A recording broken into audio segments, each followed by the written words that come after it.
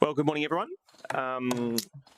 It is the 870th meeting, is that right? 870 meeting of the Lifestyle, Environment, Heritage and Resilience Committee.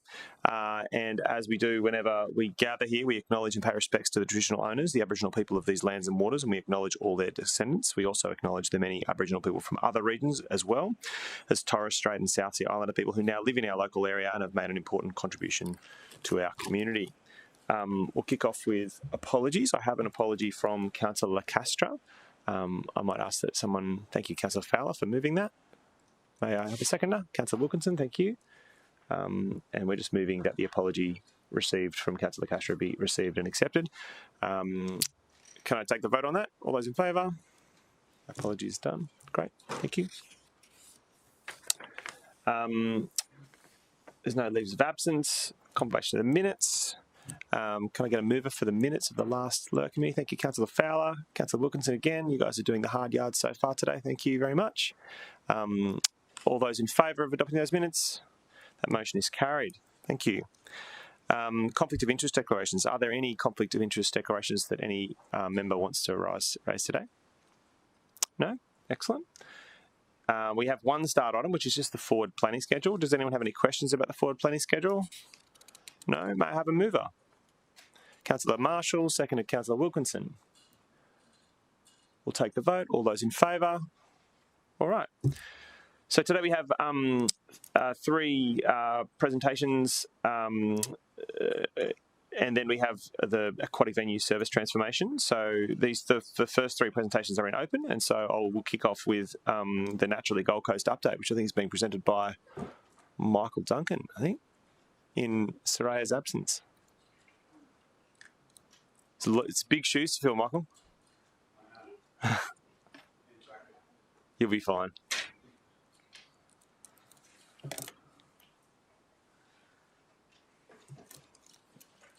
We also have Andrew Saunders here, who is General Manager of Conservation. Let's go. You're up. Let's go. It's just a button that will turn on, yep. And then on your microphone, you'll see the light on. If the light turns off, you're not on anymore. Is it on your microphone up here? Yep. Is it on? Yeah, you can see it on the edge of your... Yes, on the screen. Oh, yeah. Cool. Thank you, Chair. Good morning, everyone. This morning I'll be providing an update on the Naturally GC program over the last 12 months. I can also advise that slides 2 and 3 are additional to the PowerPoint you would have received as part of the agenda package for today's meeting. Also, you're probably asking yourself two questions at the moment. Who is that guy? And where is Soraya? So I'm Michael Duncan. I'm Coordinator for Natural Areas, and unfortunately Soraya is unwell. So for today's update, I've got some stats, some numbers, some key events, and a few highlights to show you.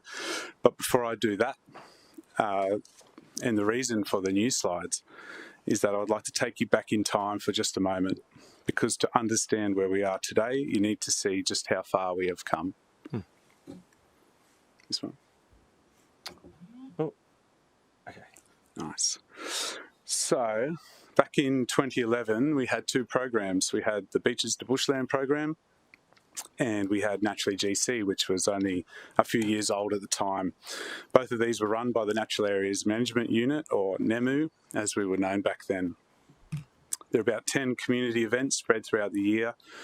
We had monthly planting days, weeding days, dedicated bush care volunteers, and honestly, it was awesome. The people loved it, volunteers loved it, but there was a problem on the horizon. The Gold Coast was growing and growing fast. We asked ourselves, how do we engage younger people who don't want to commit to a monthly volunteer group, and how do we reach thousands more people? Natural environment is who we are as a city, and how do we shine a light on this? How do we create more opportunities for people to get involved? Basically, how do we connect Gold Coasters to nature? At that point, we had a choice to make. We could stay the same as the same two programs and risk being left behind, or we could grow. We could expand. Our goal at the time was, how do we connect with 10,000 people? How do we connect with 10,000 Gold Coasters? We looked at things like the Active and Healthy program. Those guys were getting thousands of participants every year. How do we do that for nature? So on the slide in front of you, we've got some ancient photos there. How we used to do things. You can see the planting days. We used to have to dig our own holes. Used to have to mulch your own plants. The photo on the bottom left is like one of our first Naturally GC events, like an education event. The big one in the middle, I think, is planting on top of Miami Headland.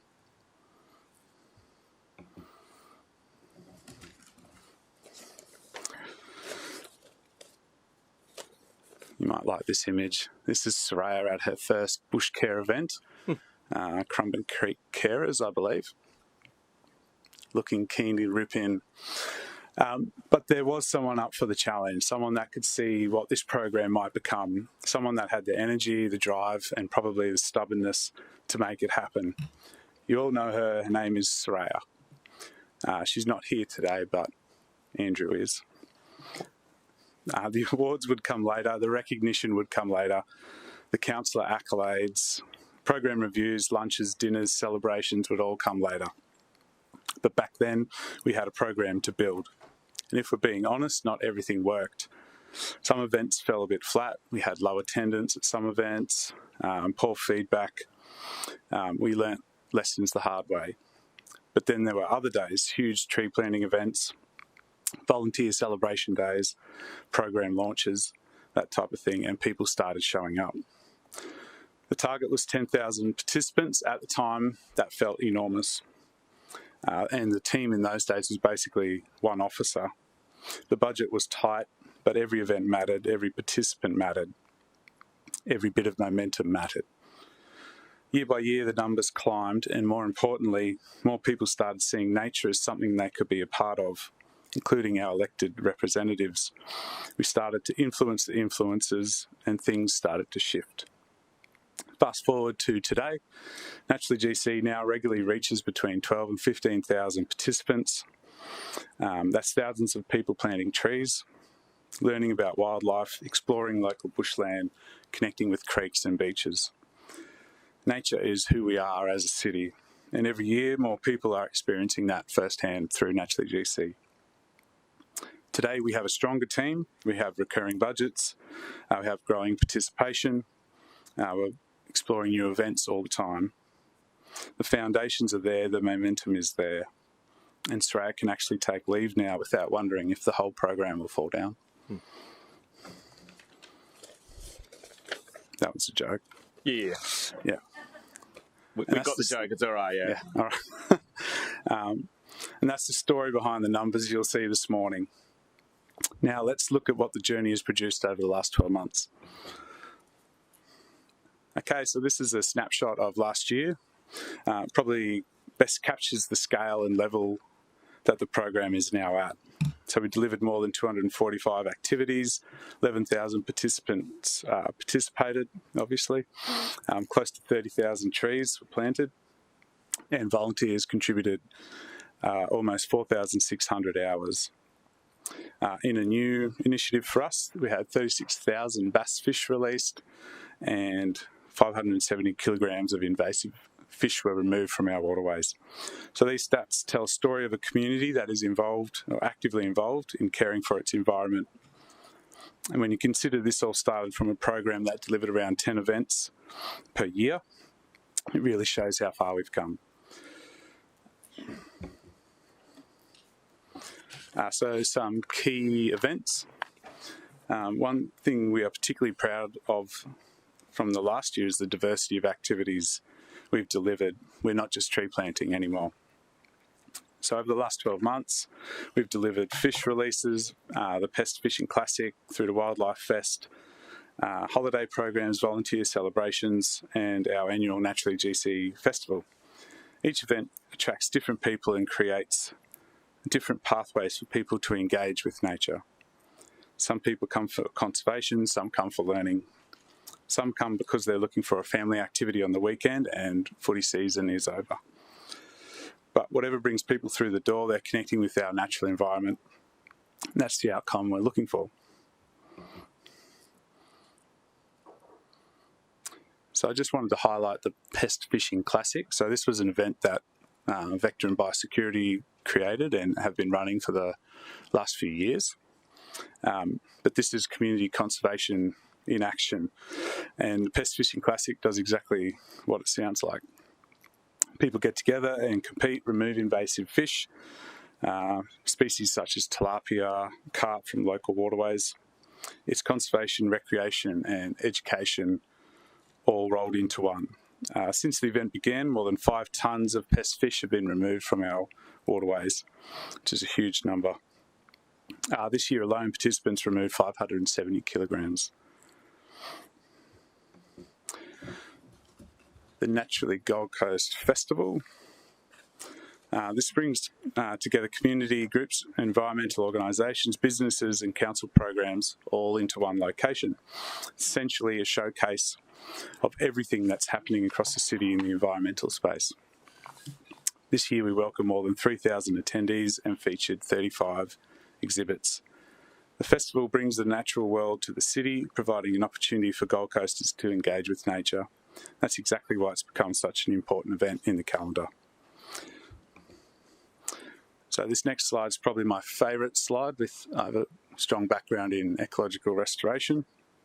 It shows the participant numbers and the tree numbers eventually become, they actually become a forest, believe it or not. And these photos are from Patterson Park at Yatala and show the difference between a site in 2023, so the image is there on the top, and 2026 below it. Transformed. The transformation is pretty remarkable.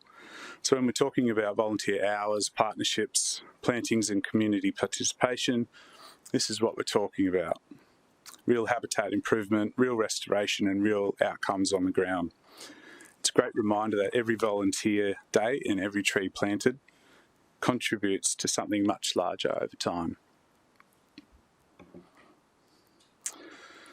So one of the biggest changes for us over the last year or so has been how we communicate with people. Back in the early days, we relied heavily on websites, newsletters, mail-outs, traditional types of promotion. However, as you know, a lot of that interaction happens online. Our Naturally GC Facebook group is now has more than 3,500 members and continues to grow. Our initial target is 5,000 members, so we're not too far off. It's become a really effective way for us to share opportunities and answer questions and connect directly with the community. It's also improved efficiency for the team because we're able to communicate with participants quickly and receive immediate feedback. Most importantly, it helps to build a community around nature rather than simply promoting individual events. So looking ahead, while we're proud of what has been achieved, we're definitely not standing still. Big focus moving forward will be continuing to grow partnerships and finding innovative ways for people to participate in conservation activities. We'll keep listening to our volunteers, participants and partners because many of our best ideas come from the community. We'll also continue planning strategically through our land care program and exploring opportunities, things associated like with the Green Heart project. There's planting and revegetation opportunities with that. Opportunities to expand successful initiatives, including fish releases and other programs that deliver measurable environmental outcomes. So always exploring for new initiatives and projects we can run with. A bit dry. In closing, I'd like to thank and acknowledge the staff that help with the Naturally GC program, the volunteers, community groups and partners who help make Naturally GC possible. The achievements outlined today are very much the result of a collective effort. Looking back, it's remarkable to see how the program has evolved from around 10 community events to one of Council's largest community environmental programs. We'd like to thank everyone who continues to support the program, and we're excited about the future. Thank you. Awesome, Michael. Thank you so much. So each year we have an update on Naturally GC, and that was this year's update. Do you guys have any questions? Committee members have any questions or commentary about the Naturally GC program? Councillor O'Neill. Thanks, Chair. Just a comment, and Michael, I think that Naturally GC is a fantastic program, and certainly I've always voted for it to grow. Pardon the pun, yep. But especially with the school holiday activities in my area, and the land care and tree planting in both my rural areas, look, people just love it, and we've got new people coming to live in the valleys year by year, and they're enjoying the new activities as well. So we don't have the same people. It's different people all the time. So it's a testament to how good the program is. So, yep, keep it up. Thanks. Great. Any other questions or comments? May I have a mover to note the presentation? Thank you, Councillor Fowler. Thank you, Councillor Wilkinson. Seconded. So the mover in Councillor Fowler, seconded Councillor Wilkinson. Councillor Fowler, did you want to make any remarks? Just really to echo what Councillor O'Neill said, this is a fantastic program, much loved by our community, and also I would suggest all councillors, we had at Regatta West our tree planting on Saturday, was very well attended by all of our volunteers, and I think it's a fantastic partnership we have with the Coomera River catchment down there that's been going for 8 years now, and some of those volunteers have been with us from the beginning, and to see the corridor along the Coomera River now being fully matured trees because of the work that our community has done with Naturally GC, I think is something we should be really, really proud of. So, yeah, thank you to Soraya, the team, of everything that you do, and, yeah, looking forward to continuing to work together. Awesome. Does anyone want to speak against the Naturally GC program in some sort of strange world? No? All right. Well, we have a mover, we have a seconder. I'll count that as the closing remarks. May I take the vote? All those in favour? Michael, Andrew, thank you so much for joining us today. Great to have you with us. Hope Soraya gets better soon. Next up on the agenda, we have a report that relates to a general business item that was raised in the Governance, Administration and Finance Committee pertaining to the Disaster Emergency Management Centre. I've got Mark and Troy with us today who will present that report, and then they'll follow on with some information in relation to, I think with Nicole, about Tropical Cyclone Alfred. I believe we've got Troy up first. Good morning, Chair. Good morning, councillors. Today we are responding to the item raised at the Governance, Administration and Finance Committee and full Council in relation to the resilience of the Disaster and Emergency Management Centre and Australia's new National Emergency Warning System, AusAlert. It is recognised that reliable communications are fundamental to effective disaster management. Following the recent telecommunications outage, there has been interest in the resilience of the Disaster and Emergency Management Centre and its ability to maintain operations during significant communications disruptions. The outage provided a valuable opportunity for us to test our contingency arrangements under real-world conditions and validate the effectiveness of measures already in place.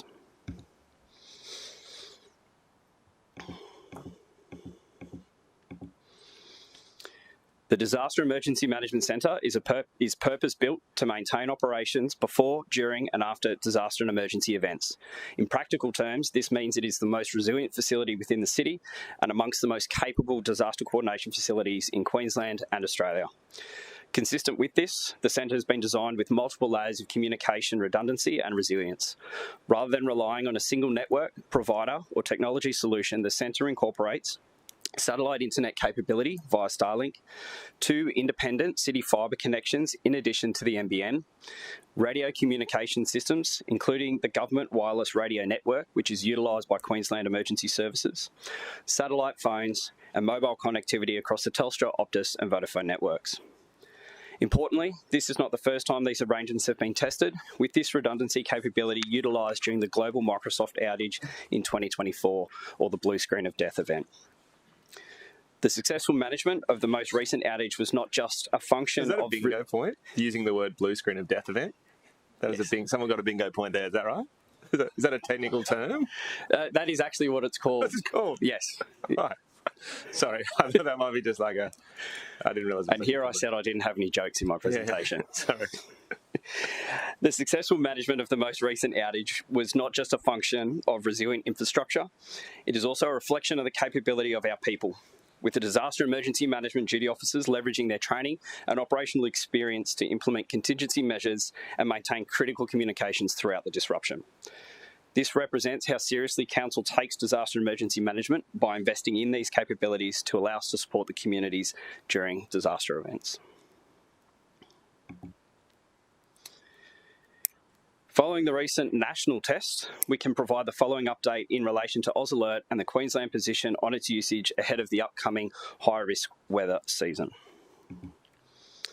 AusAlert is the Australian Government's new national emergency warning platform. AusAlert uses cell broadcast technology to send a warning directly to compatible mobile devices within a defined geographic area. Unlike the traditional SMS-based warning system, messages are delivered based on location rather than a stored phone number, allowing warnings to reach people, including tourists and visitors, as they move through an affected area.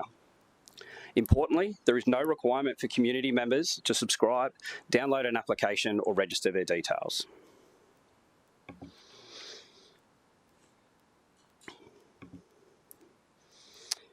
Whilst AusAlert is going to provide new warning capability with similar systems already in use internationally, it should not be viewed as the sole source of emergency information.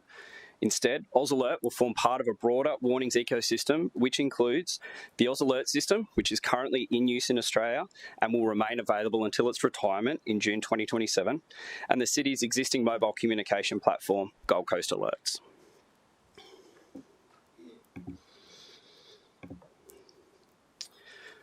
The Queensland implementation of AusAlert is being led by the Queensland Police Service for disaster management and by the Queensland Fire Department for fire incidents. For the upcoming 26-27 high-risk bushfire season, the Queensland Fire Department has advised it will continue to use the existing emergency alert system alongside AusAlert, enabling warnings for both methods to be tailored based on operational circumstances for each event. With formal advice from the Queensland Police Service still pending, discussions to date indicate an intention to adopt a similar approach, with emergency alert and AusAlert to be used concurrently, with operational use cases being defined to determine the circumstances under which each system will be used. While both emergency alert and AusAlert form important components of our warning arsenal, their use does require approval through the state and for certain conditions to be met. As in previous years, this is not something the city can control. However, what we can control is the delivery of timely, local, relevant information through Gold Coast Alerts. By signing up for free, subscribers can receive SMS and/or email notifications about hazards affecting their area, such as flooding, often providing critical early advice, as demonstrated during last year's Christmas Day event. For this reason, we encourage everyone to visit the City of Gold Coast Disaster Emergency Dashboard at dashboard.cityofgoldcoast.com.au to sign up for Gold Coast Alerts. Thank you. Awesome. Thanks, Troy. Anyone have any questions about the AusAlert system or the presentation you've just received? Councillor Patterson. Through you, Chair, thank you very much for that. So this item was prompted after the last Telstra outage, and it's quite comforting, thank you, to hear all that. I think one of the questions was not only, and it wasn't specific in the resolution, but it's clear that the emergency centre will be taken care of in that event. I'm wondering what would be the engagement between the centre and normal operations with the city. How much does that capability in the centre extend so that we can do stuff in this if everything's down? Thanks. Thanks, Councillor, and through you, Chair. I think we've actually now got the City Administration Crisis Management team fully set up in the centre as well now. So they've got an identified room, all of their equipment's there. So we already have that natural link around coordination of city operations. What we're also doing this year is a project where we'll be looking at strategic sites throughout the city, starting initially with those that get isolated first. And establishing Starlink hubs, so the community have an ability to talk back to us and us to them. And then the other probably link that we've done since Tropical Cyclone Alfred is to industry. So we've actually got, through Invest and Experience, some really good networks now, understanding where the resilience is. And surprisingly, we found out it was actually surprisingly high in TC Alfred around some of the specific sites across the city from a commercial perspective that we could send people to in an event like that if it was a prolonged outage. But yeah, we also remind people to even just have a couple of $100 worth of cash on them at all times, type of thing. It's always good just to have that there, that ability. These outages have typically lasted hours, not days, and that way it just helps people. Yep. Can I follow up on Councillor Patterson's question? You, in your answer, you talked about Starlink hubs. What does that mean, and what does that look like from our perspective? Yeah, thanks, Chair. Probably the easiest way to describe is the one we've got now, which is up at Springbrook. So that's not a city-funded one. That was one that was funded through another agency, but we're also looking at partnering with the state. So the Springbrook have a local emergency management committee, as you know. I think yes. You visit them quite regularly. So we understand how to talk to those communities and them how to talk back to us. We're this year hoping to roll that out to 8 other communities. Right. And what we will do is the plan goes in to identify which are the community members, how then do they talk back to the centre, determine what they need, and then us to determine how we would respond to that. So that work, I guess the pre-work has been around identification around places like Jacob's Well, places like South Stratty, identifying some of those sites, and then over the coming years we'll look at then filling them back in as we progress the work. So, and that's relying on the Starlink network as opposed to any other telecommunications network that we might be using, is that? Yeah, so that's the advice we've had from CTO, is that the city is heading more into a Starlink because of capacity. It offers the best product. What it also, from an effectiveness point of view, is it allows us to actually scale it down and up. Yeah. So from a cost perspective, we don't actually have to pay for a full-scale Starlink service. We can actually put it almost on standby, right, and then link it straight up from a capacity point of view. When we need it.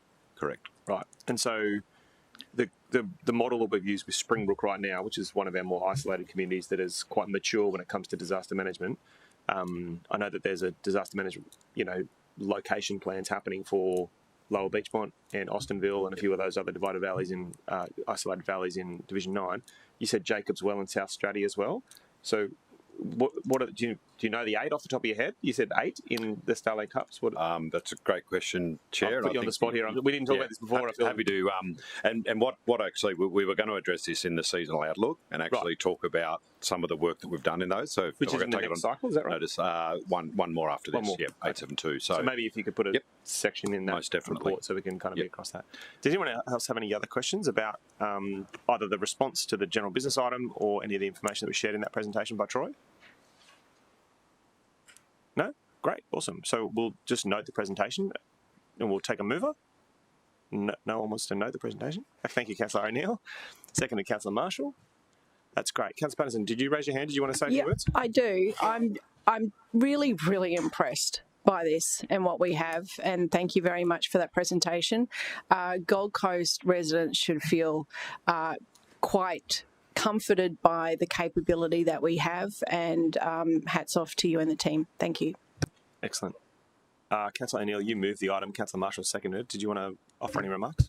It is impressive, and I know that we are working with our valleys as well to make sure that they get connected in terms of disasters as well, because we've had a lot of problems out there. But you're going to something out at Eco Village very soon. So, yeah, working on it. So, thank you. Great. Did anyone want to speak against noting the presentation or have any other remarks? Great, awesome. We'll take the vote. All those in favour? That motion is carried. Thank you. Thanks, Troy. Cheers, mate. Nicole, welcome. Is that right, Nicole? First time. Yeah. Welcome for the first time. We'll try and be very gentle with you. Cost of Tropical Cyclone Alfred and reimbursements from the Commonwealth and state government. It's always nice to hear when other levels of government give us money for things that happened. That's great. Thank you. Good morning, Chair and councillors. Today signifies 528 days since the Gold Coast experienced its most significant severe weather event of recent times, Tropical Cyclone Alfred. This presentation provides an overview of the eligible costs incurred by the City during the preparedness, response to and recovery from Tropical Cyclone Alfred. The funding secured through Commonwealth and Queensland Government disaster funding programs. The City has accessed multiple funding streams under the disaster recovery funding arrangements, covering both the completed response and recovery activities and the longer-term reconstruction and resilience programs. These programs have been critical in supporting recovery efforts while reducing the financial burden on the city's ratepayers. The disaster recovery funding arrangements provided by state and federal governments, also known as the DRFA, provides an extraordinary financial assistance mechanism available to the city only after insurance cover and all other available city resources have been exhausted. The DRFA does not remove or replace the city's financial responsibilities, risk management obligations, or commitment to meeting community needs during and following a disaster, particularly when the local disaster management group is the lead agency. Today, I will summarise the key funding outcomes achieved to date, the status of the ongoing recovery programs, and some important lessons identified that will help maximise future funding disaster opportunities. The overall funding for Tropical Cyclone Alfred is significant. To date, the city has secured approximately $79.3 million in approved funding across a range of disaster response, recovery and resilience programs. Of this amount, $23.6 million relates to completed works that have been reimbursed, while a further $55.7 million have been approved for ongoing recovery, reconstruction and resilience projects, which will be delivered up to 31 March 2028. These funding outcomes demonstrate the city's ability to successfully access current disaster recovery programs and deliver substantial recovery initiatives that support our infrastructure, coastline, community assets and resilience objectives. The completed works resulted in reimbursements of $23.6 million from a total claims submitted of $28.7 million. The largest reimbursement was through the counter-disaster operations, which returned $11.2 million and covered extraordinary response activities such as operating of the local disaster coordination centre, evacuation centre, and public information and warning services. The city also received $3.8 million of emergency make-safe works and $2.2 million in immediate reconstruction works, supporting the repair of damaged essential public road assets. Finally, the city received $6.4 million through the Community Relief Fund for clean-up, make-safe activities, and the removal of disaster debris across community and natural assets. Overall, these reimbursements have substantially offset the city costs incurred.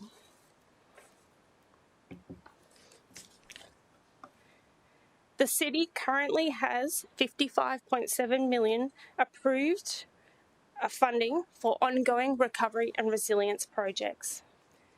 The city has secured funding for the reconstruction of essential public assets program, which includes reconstruction of roads, culverts, and landslip repairs across 12 sites. The largest component of ongoing works is the Coastline Rehabilitation Program, with $37.2 million supporting coastline recovery initiatives, including dredging, sand nourishment, sand backpass activities, and dune protection works.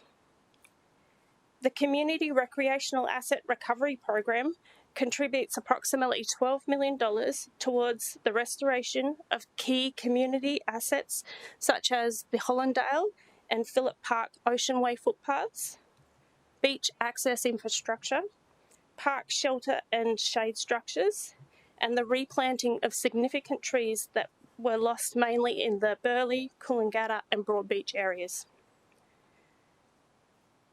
Funding has also been awarded for the reconstruction of the Ashmore BMX track and for the Community Recovery and Resilience Officer program, which supports community-led recovery and resilience activities through March 2026.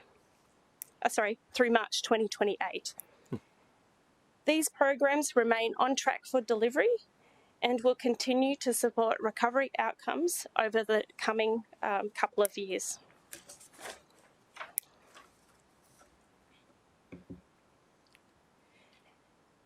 A key lesson identified from Tropical Cyclone Alfred recovery relates to the collection of photographic evidence. Under the disaster recovery funding arrangements, photographic evidence is a mandatory requirement to demonstrate both disaster impact and the completion of eligible works. The City only received around 60% reimbursement of costs submitted under the Community Relief Fund, with the primary reason for not receiving reimbursement of costs being insufficient photographic evidence, including the quality, the format, and the quantity of photos. Recognising this opportunity for improvement, the Disaster and Emergency Management Unit is investigating alternative service delivery options, including engagement of specialist contractors to improve photographic evidence, capture and management for future disaster events, which are claimable costs. Improving this process will strengthen future claims, maximise reimbursement opportunities, and reduce the financial burden to the City and its ratepayers. That's great. Thank you. Thanks heaps, Nicole. That is disappointing. It's not a disappointing presentation. It was a great presentation. But disappointing about the photography issue, and particularly in light of the spontaneity event and the reality that some of the infrastructure might be either underground or not exactly in very photogenic kind of locations where we might not have been able to actually fully define that. That's frustrating. Does anyone have any questions about the presentation? No? All right. You're off the hook, Nicole. Well played. Thank you. First one down. Do I have a mover to note the eligible costs and also note the actions taken and our continuing advocacy? Please, Councillor Patterson. Sorry, I'm a little slow. It's great having you with us today. Thank you, through you. So if we had the photographic evidence, have we got an understanding of how much more we would have got? Is it like 40% more?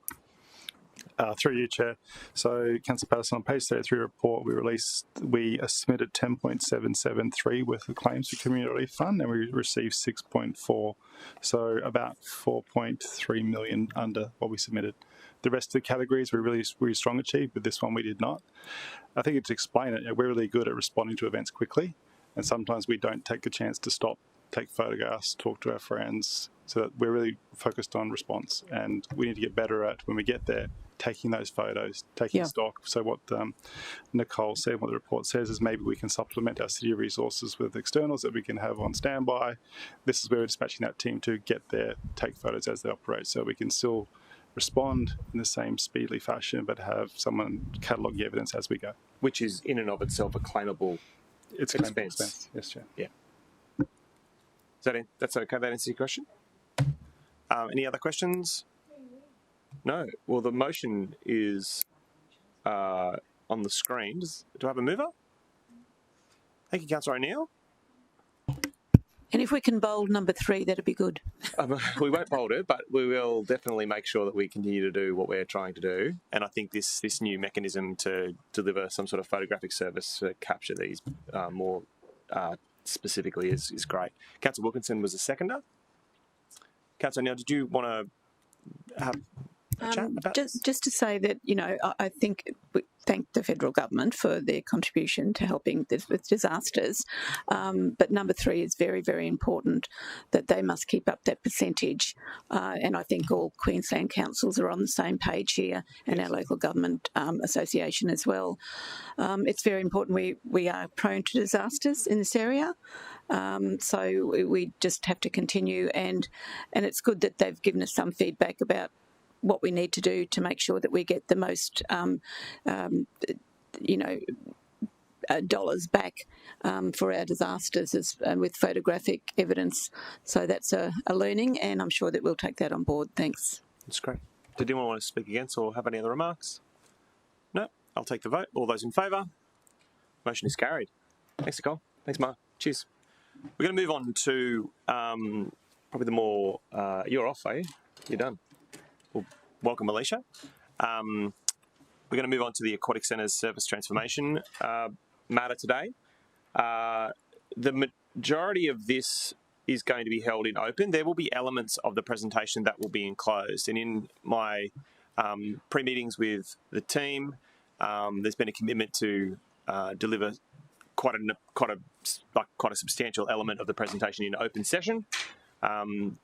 We will have to kind of manage the questions, so there will be a closed session section of this item today, and we'll try to focus the questions that need to be enclosed into that session. But if you can kind of just bear with us a little bit, and while we move between open and closed, or segment the questions to those allocated times. Thank you for joining us. Thank you, Chair, and good morning to you and good morning, councillors. Today we're presenting the outcomes of the Aquatic Service Review and the recommendation for a future service delivery model for the city's aquatic centres.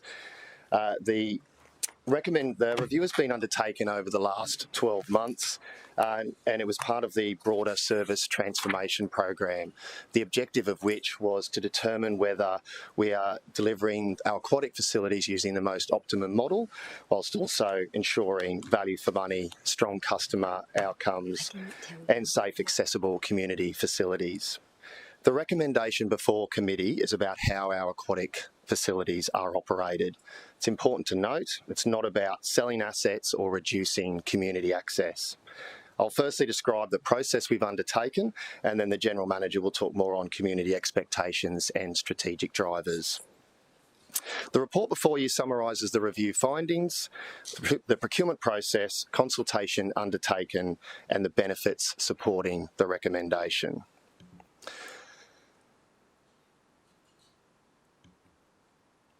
We're moving. Issue with the clicker. There we go. There we go. So before discussing the recommendation, we should be clear about what is and is not in scope. The proposal relates only to the operational management of the city's 8 aquatic facilities, and that includes the Broadwater Parklands rock pools and the tennis courts at Pimpama.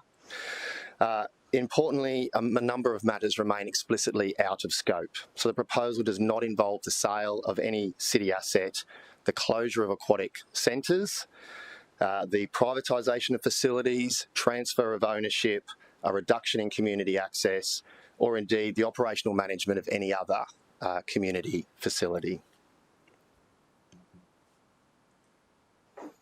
Going the wrong way now. Thank you. As I mentioned, the recommendation is the outcome of a comprehensive 12-month review where we undertook a review of both our aquatic and our major sporting facilities. We started by reviewing our centres' service performance and the consistency across those centres. What our customers are telling us, and we get a lot of feedback directly to our staff, but we also get feedback when customers cancel services like memberships.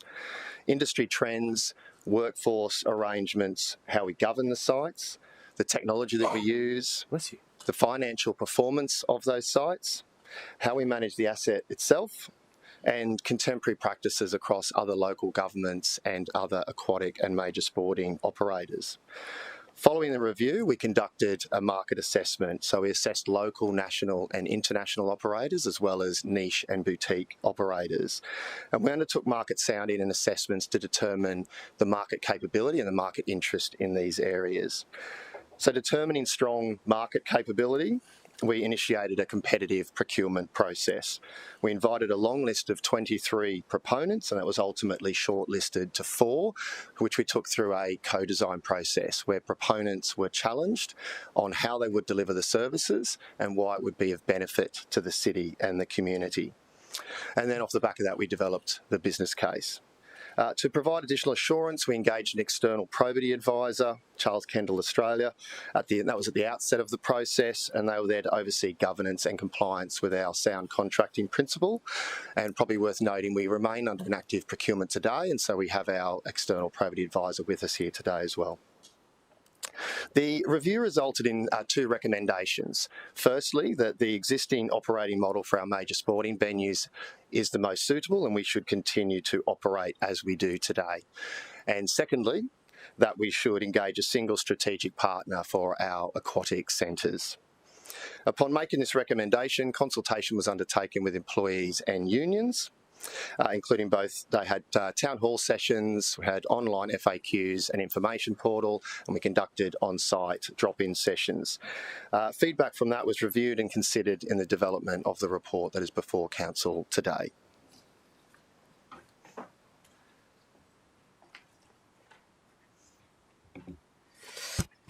Good morning, councillors. Following the review, a number of strategic drivers became clear throughout the process. Today, we have a fragmented model across 3 different operators, systems and customer experiences.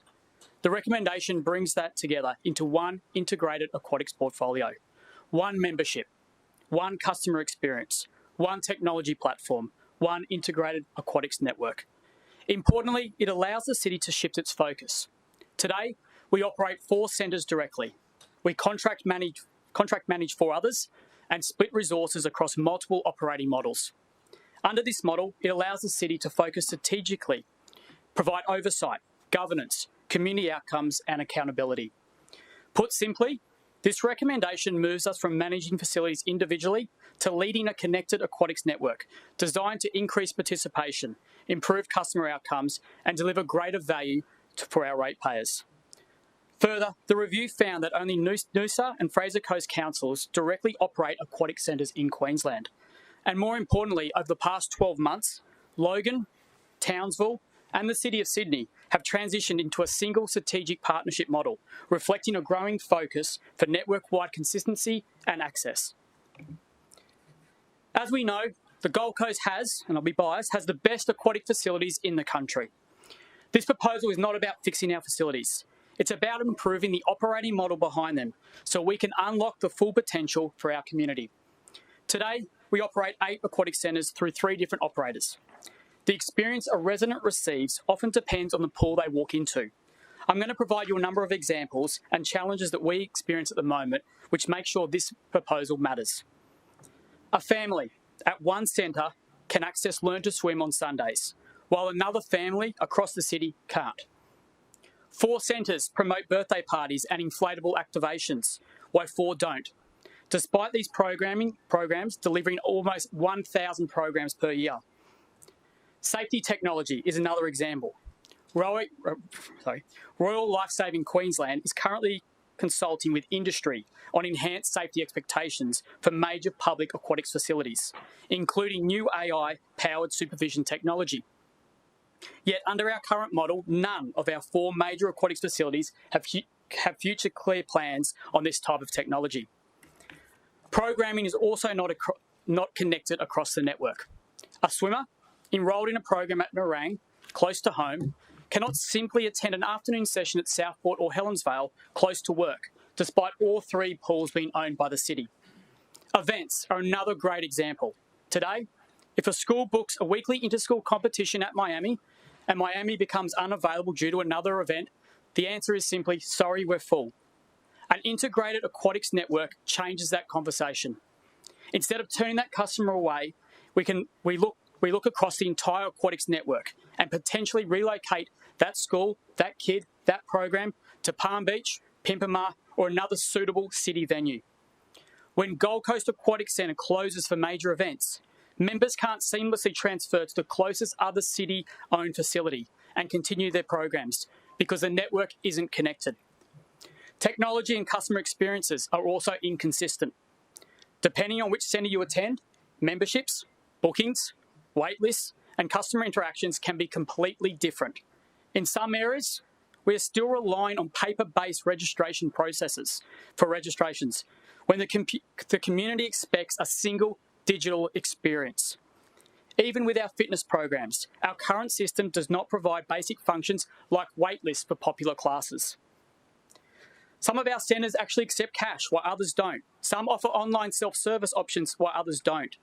Cleaning is a great example where the community's expectations are potentially higher than our current operating model. Today, all 8 centres meet their standards that are required under their contract. However, these standards differ across each operator. But as we know, customers don't see contracts, they see city pools. A single strategic partner with the right terms in the contract will ensure they establish one high-performance cleaning standard across the entire network, creating a more consistent customer experience regardless of which centre that person visits. We're also seeing growing demand for broader health and wellbeing services. Increasingly, the community is looking for integrated fitness, allied health, recovery and wellness offerings alongside traditional aquatics programs. We are seeing this in the data as well. City-run fitness and aquatics memberships declined by 13% last financial year. At the same time, fitness passport usage at our city-operated facilities increased by more than 26%. Fitness passport is one of the few products that currently gives customers access to multiple centres. However, as we know, unfortunately, it's not available to every citizen of the Gold Coast and is only available through eligible employers. However, this tells us something. Customers value flexibility. They value choice. They value network access. This review identified opportunities to provide a more connected network, greater access to programs, an actual increase in services, while delivering a more sustainable financial model. Outsourcing operations does not mean outsourcing responsibility. It's important to understand that this proposal is about changing who delivers the service, not who controls it. Importantly, a single strategic partner does not mean a monopoly. The Gold Coast will continue to have a highly competitive aquatics market, and if adopted, we still have over 40 aquatics and learn to swim facilities throughout the city, and close to or a bit over more than 20 independent contractors. Under this model, the city continues to own every facility. Nothing changes when it comes to community access. For example, we'll continue to ensure lane availability for community use. We'll maintain active and healthy programs across the city. We will keep our centres affordable and accessible for everyone. We'll continue to set fees and charges. We continue to approve opening hours. We continue to make decisions about capital investments and the future direction of the network. Importantly, Council also retains responsibility for governance, safety oversight, compliance, contract management and performance monitoring. In fact, compared to today, we'll have a stronger oversight through dedicated safety and compliance resources, live performance dashboards and enhanced reporting requirements. So while a strategic partner manages the day-to-day operations of the pools, the city remains firmly in control of the outcomes that matter most to our community. The simple way to think about this is we're moving from operating pools to governing an integrated aquatics network while maintaining full accountability for our residents.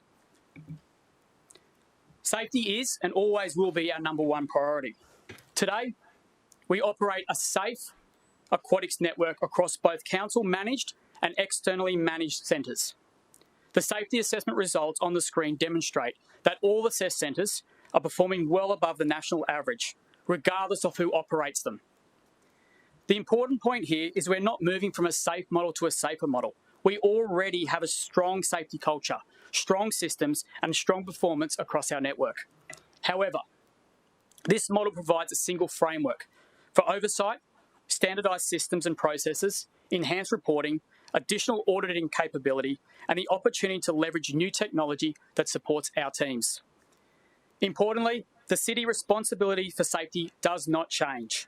The city will continue to set safety expectations, review and audit safety management plans, review and audit supervision plans, oversee compliance, investigate incidents, and hold the strategic operator accountable for the standards we require. The strategic operator may operate the facilities, but our due diligence for safety remains with the city. One of the biggest benefits of this model is actually visibility. Today, we don't have a single integrated view of performance across our entire network. We have different operators, different systems, and different reporting makes it difficult to see what's happening across all 8 centres at any real time. Under this model, Council have access to dedicated, purpose-built for the city live dashboards across every centre. We'll be able to track participation. We'll be able to track customer satisfaction. We'll be able to track safety incidents, compliance, utilisation, and financial performance. We'll also receive monthly portfolio reporting and annual reviews endorsed by city's subject matter experts. Further, we are committed to coming back to committee every 12 months to give an annual report of how the scores are going against our KPIs. This will provide greater transparency, stronger accountability, and real-time oversight. Supported by a dedicated internal team, the city will actively monitor performance, drive continuous improvement, manage risk, and work alongside the operator to maximise community outcomes.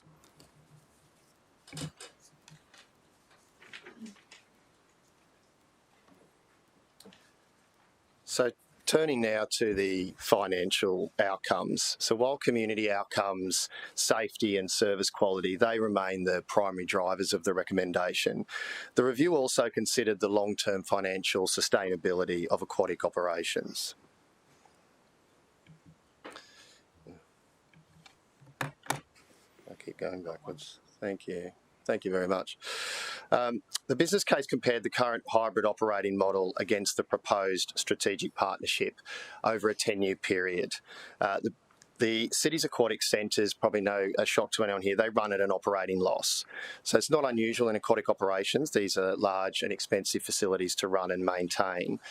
Based on the current model, the city's aquatic centres cost around about 6.8 or 6.9 million per annum. So extrapolating that out, the forecasted cost is around about 69 million over that 10-year period. The proposed model seeks to reduce that ratepayer subsidy by about 22 million over that same period. So these savings are not achieved by reducing investment. In fact, from what you've heard earlier, the investment is increasing. We're not closing facilities, we're not reducing maintenance, that's actually increasing as well. We're not reducing services or access. In fact, the business case assumes either the same service levels or increased service levels, and only the standard increases in fees and charges. The savings are driven primarily by three factors. Firstly, labour costs. The city operates 4 of its centres under the city's certified agreement and 4 under the Federal Fitness Industry Award.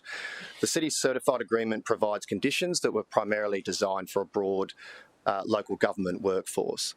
The Fitness Industry Award, used by specialist aquatic operators, is designed specifically for leisure, fitness and aquatic services, and the proposal assumes that all centres will operate under the Fitness Industry Award. Secondly, high utilisation and revenue. The proposed model introduces programs and activations that are either not available at all sites or are limited in some capacity.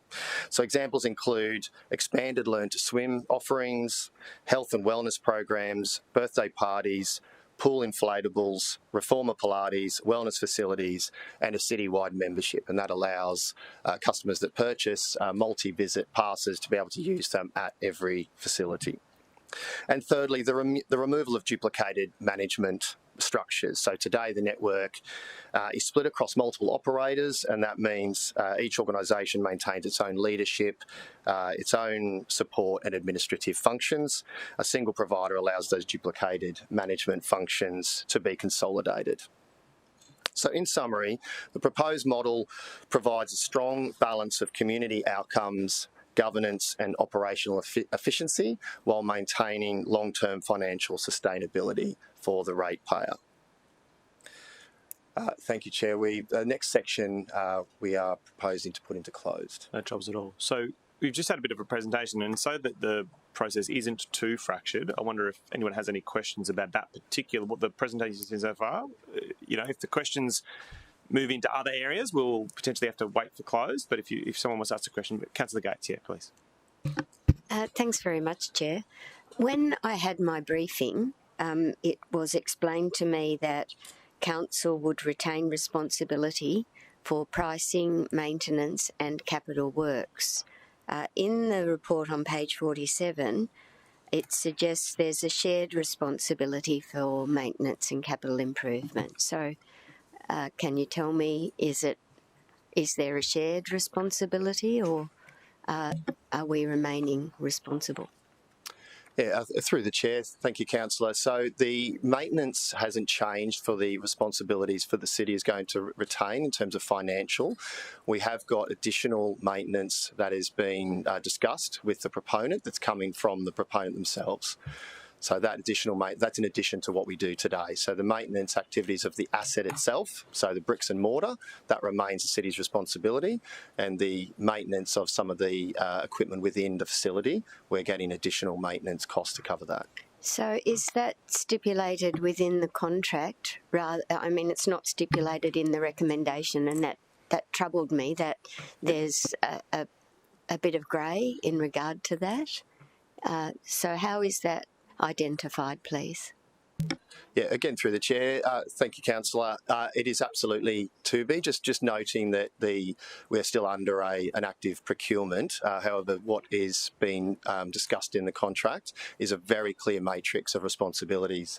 We can actually share that matrix of responsibilities with councillors if they'd like to see it, and that is very detailed. Goes down to exactly who is responsible for what component. Okay, and can I just ask? Yeah, before you move on, that offer you've just made, is that something we can see in closed session?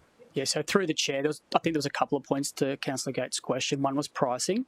So pricing will be set for entry as per the fees and charges, which are adopted by Council in June. Special Budget Committee? Yep, as per normal. Other one was capital investment. The city has got a 10-year capital program, which will still be committed to develop and deliver in the 10 years. The proponent may have future capital investment which they may invest, which we will talk through potentially in close, and also maintenance as well, which Rod said we can talk more in close on that as well. Okay, I just feel personally that should be identified in our recommendation today, but I'm not on this committee, That's so okay. I'll just throw that in there. And the same with the fees, the entry fees. I think that should be clear that it will be that entry pricing will be set by council as part of the annual budget process, because I think the people who've contacted me have suggested that has been of concern to them. There was also a condition of approval on the Upper Coomera pool because of competitive neutrality, and I'd just like a reassurance that that condition will be respected and that swimming lessons won't be introduced there because it was built as a recreational pool. So through the chair, you are correct, Councillor Gates. There'll be no learn to swim or swimming programs in Upper Coomera swimming pool part of the contract. Okay, and I only have one more question, if I may. On page 55, there's a point about a senior safety role, and in the presentation you spoke about clear terms in the contract, and I wondered if the appointment of a senior safety role is part of that procurement process, please. Through the chair, that will be part of the. We are very strong on taking safety extremely highly. We have recommended that they put a new director or have additional resources in safety, and one they're thinking about is a director of safety. So the answer to that is yes, they will be putting that in, and it will be part of the contract. Okay, thank you. That's it for me. Okay, I've got Councillor Curtis, then I've got Councillor O'Neill, and I'm going to go to Councillor Patterson and Councillor Doran. Thank you, and through you, Chair. You spoke about the opportunity to ratify like lane security and community program in this new model. What does that look like practically, though? Would it be a continuation of status quo where community groups that already have lane bookings that would be honoured through, or would it be through negotiation? Like, how will that practically play out in a new model? Yeah, so through the chair, we've got levels of standard, which are the current minimal levels at the moment. So if a club swims at Southport 4 sessions a week, they will continue that. We've also will make opportunities in the contract to actually extend that as well by negotiation. If they do, they cannot reduce that. So there's actually minimum standards. So any club that's currently swimming, any active and healthy program, we are committed across the city to continue that. They are all part of the schedule to be part of the contract. Just a bit more. Councillor O'Neill was next. Thanks, Chair. Just a couple of questions. And Councillor Gates just brought up something that I had written down here about, because in the report you're saying that, you know, it's an opportunity to offer all services to all the pools and standardise them, but that really can't happen given the size of pools, the location of pools, and the age of pools, I guess. So I'm sort of questioning that a little bit. Do you want them to address a question about that? Or? If you can. So can you collaborate, or can you provide some clarity on what does standardisation mean to the team as part of the contract? So through the chair, at the moment we have, as everyone knows, 8 pools, 3 different operators. A learn to swim experience is very different across the 3 operators. For example, as I said before, there's paper registration for some. So even from sign up, there's different content. So some might be different curriculum. What we are sort of suggesting in Learn to Swim is there'll be same customer experience from sign up, same customer experience from the curriculum level that they achieve, which will all be aligned to Swimming Australia standards, and the same pricing as well across.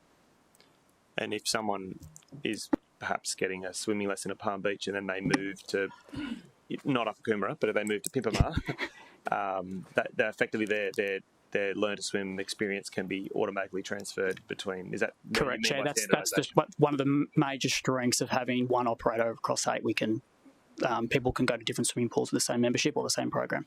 Right. My second question is, has there been any specific surveys done at any of the pools that are under council administration at the moment about, you know, approval levels? So how has there been any specific surveys done at any of our council-run pools that prompted even going into this process? So through the chair, not directly, councillor. What this is part of a service review as you're across it. The service review came with a recommendation that we do not decrease services, we do not increase fees, we do not change the services. So as part of the community, the stakeholder engagement that the city runs, we didn't have to go through that sort of process. In saying that, we have spoken to 20 different operators in the first process. We have spoken to staff the last 12 to 18 months that have said things like, we need digital offering, we need to get rid of paper registrations, we need to get a sauna at Pimpama, those sort of things. So we've taken that on. We've also, across the budget survey that the city did this year, about 45% of the people that did that survey said they were, I think the wording was not satisfied or neutral regarding the aquatic centres throughout the city. We also do exit surveys when people leave, and one of the biggest drivers at the moment that people are leaving is because they are moving to an access point of view where they can get greater access across the city. So we've done a lot. We haven't directly interviewed or surveyed our current members. It's more about a broader stakeholder thing. We've also spoken to many local councils as well to see what they've done, how they do it, Royal Lifesaving Australia and Queensland. So I think we've got a really strong benchmark on where the industry is going and where it's evolving to as well. Councillor, you start on the floor. Thank you. Happy? Yep. Councillor Patterson, you were next, and then Councillor Doran, and then Councillor Marshall. Thank you. I've got a question, but I've just been prompted by another question through you, Chair. So when you said that the feedback that you've had is that people who have left our system have gone where they've got better access across the city, who else has a range of swimming pools across the city that they can access? So through the chair, one of the greatest things is the uptake of Fitness Passport. So when their Fitness Passport has become a huge driver, as I said previously, it's gone up 26% of usage within our aquatic centres and fitness centres.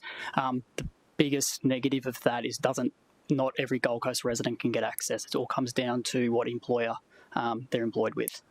And through you, Chair, with that fitness access, have you got a sense of how much of that demand is actually for swimming versus a gym which may be associated with the pool?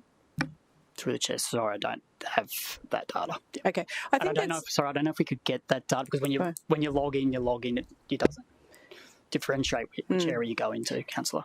For me, that's kind of a compelling point because I don't see the city's businesses really to get in the business of competing with fitness gym centres, but to provide significant assets like a pool that can't otherwise be accessed. I had a question, Chair. I have a concern about the ability for councillors to advocate for community groups or for the continual support for community groups. The example I'll give, and we're saying that the costs will remain consistent and that the service will remain consistent. However, it just so happened that 1 month ago, we changed our fees. So, for example, underwater hockey at Aquatic Centre, currently a man who goes there with his 2 kids, his cost has increased in the last month from $42 a night to $72 a night. And just in that short 2-month window since we've changed those fees, just before this is presented to us, we're seeing a significant drop in some of those community clubs. How can I be assured that a councillor can advocate for those needs where effectively those small, vulnerable sports and community clubs would go under if we don't provide the support they need? Can I clarify the question before we ask the officer? Which pool was this occurring at? Gold Coast Aquatic. Okay, cool. So as a council, I believe it was occurring at others as well, but Gold Coast Aquatic. Okay. Mark or Rod, whoever you like. You guys probably paper, scissors, rock if you want. Probably through the chair. I won't go to the specifics of that actual example, if that's all right, but I'll go more. I think I said we control the service, and we are very strong in the Community Act, so we'll have very set ways on what it needs to look like from a service point of view. If the provider comes to us and wants to change that, it has to be in negotiation, and we will work with them on that to make sure it's the best outcome for the community. It's not about the operator controlling the service. The city will still control that service. So I won't use which is an example of a community organisation. The fees will be controlled for entry point for us as a city through the city council process. For programs, they've still got to come to us, the provider, and say these are our program fees. For that, we will still have to approve them. The city won't go to council, but the city will still approve it. Without going into, because I don't know if I can, but I won't go into KPIs, but what I will say is the point of this project, or the point of this service review, or the point of the recommendation is to grow community utilisation. And that's our number one driver here. So how can we grow utilisation? We think they can do that through keeping the community groups, but offering other activations as well. So probably simply, it won't change unless we let it to change. Councillor? Yeah, if I may do a follow-up. Can I follow up before you do that? Is the fee and charge for a community group set in the Special Budget Committee from a higher perspective, or is that set? How does that work? How does that set? So, Chair, at the moment, what we are probably highlighting here is that the entry to get into the pool is definitely set by council. Yes. Lane hire is set by council. Yes. A room booking at, for example, Gold Coast Aquatics is set by council. Yes. Programs could be set by the provider. Yes. However, it needs to be adopted by the city. So they would come to us in March every year and say, Learn to Swim is going from $22, I'm making this up, $20, $23, and we would sit down and say, we agree with that. Okay. Yep. So okay. Let's go back to your question. So through you, Chair, so to go back to my example of underwater hockey, right? My understanding is, as far as the administration is concerned, that is resolved, and that was resolved a month ago in terms of that. In my perspective, I consider it unresolved. So at the moment, I know what I can do in terms of advocacy, and I know what could be shifted. After this, what would that look like? If I consider that going into this agreement, there are already some agreements with our community clubs that are not resolved or not ideal, what can we expect to happen? So through the chair. 2 points. So we still have the standard level service we've got at the moment. I can't go into too much until we get into close for this because we'll have an internal team, which I'll talk through in closed. They would be your triage, really simply, to monitor that. Can I take that a little bit more in closed later? Yeah. Is that okay? Yeah, we can move it to close, absolutely. Yeah. Councillor Patterson, you still have... Yeah, if you like. Thank you. You mentioned before an example that there may be seen a demand for saunas or noted, Pilates machines or the like. If it's deemed by the contractor that makes sense, they purchase those assets, but they're basically on our books, right? So that depreciation is ours to then manage. Do they have the right to go, you know what, I think we want to shift into a sauna, steam room kind of space? So I don't know whether I necessarily agree with that, but if they do, who then owns that asset? That's our depreciating asset, right? Mobile assets would be the operators, right?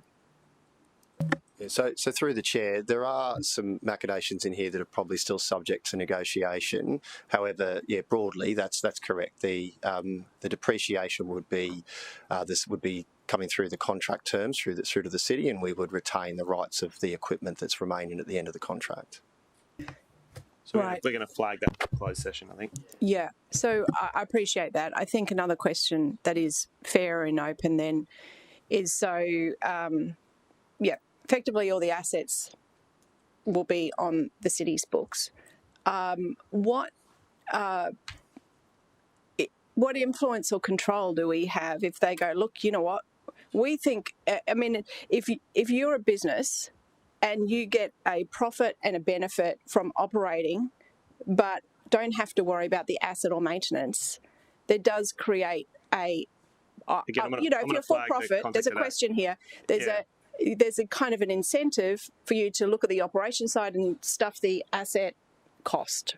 So what control do we have if they say, no, we want to do all this, we want to bring these things in, this is really great, which is going to increase our asset risk? Yep, what right do we have there? Flag that for closed session because that's the terms of the contract, and we're going to leave that question for that closed session. Have you got any other questions that you can do in open? No? Councillor Doran, it's up to you. Thank you, Chair. Can you help me understand some things that you've actually said in your presentation? So these should be able to be answered in open. Noting what Councillor Patterson just said, you did say that the city would maintain responsibility, and I wrote it down, for maintenance and repairs along the way. Now, not getting into the specific contract, but at a high level, because you both opened that up in this presentation, that stands by definition, as I understand it, that if there is a tile broken or a shower head broken, who fixes it?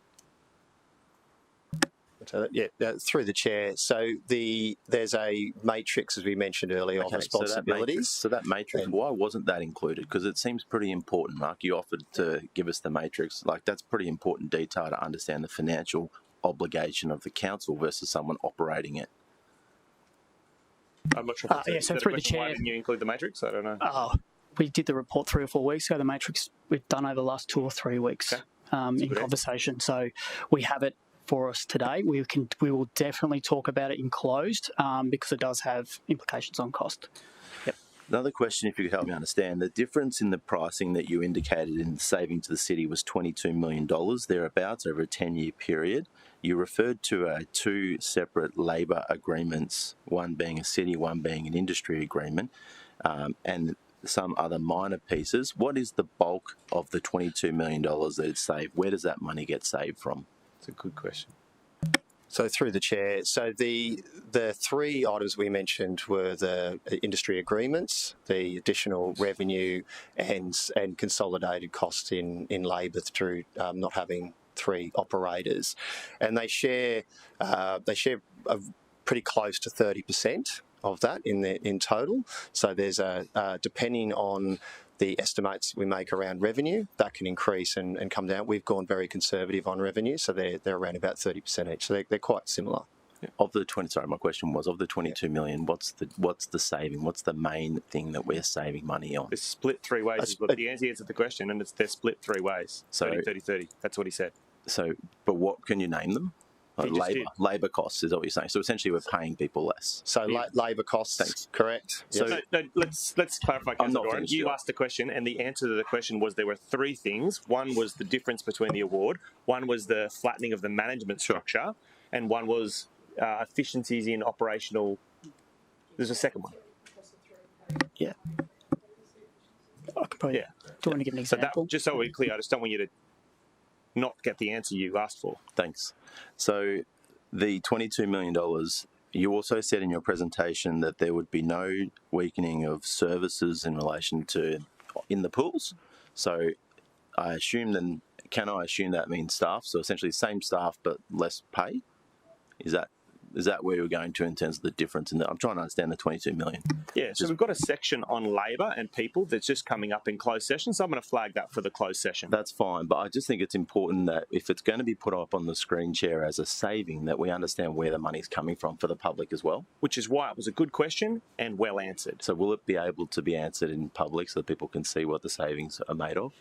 Will the savings be able to be segmented in public? Yeah, so we can show people, so if it's endorsed, where people can see where the money's being saved so they can make a full decision as to whether or not they agree with the decision of council. Yeah, so we're in open session right now. Yeah.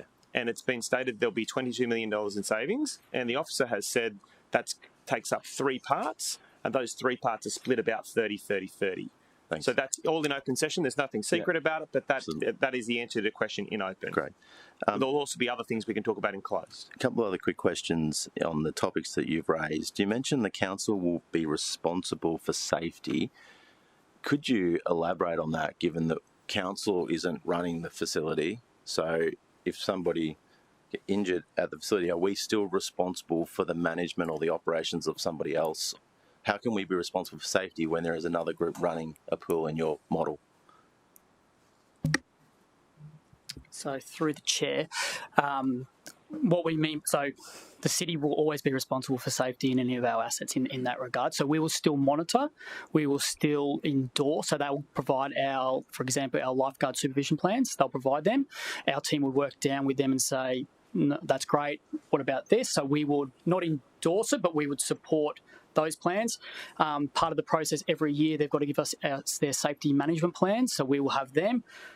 We will have compliance officers who will then go and monitor it, review it, work with the operator in a partnership model if they aren't doing what they say they're going to do in the contract or in their operational plan. And I could talk more about staffing later on how they'll do that or who will do that.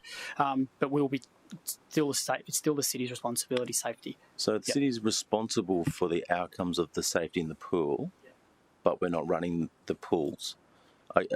You can see why, like, surely there is a transfer of responsibility to the operator here in the fact that we are putting an operator in charge of the pools. So through the chair, as an executive with the city, you've still got due diligence, which is your responsibility. So I would still be Alicia and myself as the director would still have due diligence that we'd have to be comfortable with the operator at that responsibility level. So there's no transfer of responsibility to the operator to take responsibility for any dangers or safety issues that occur while they're operating a pool.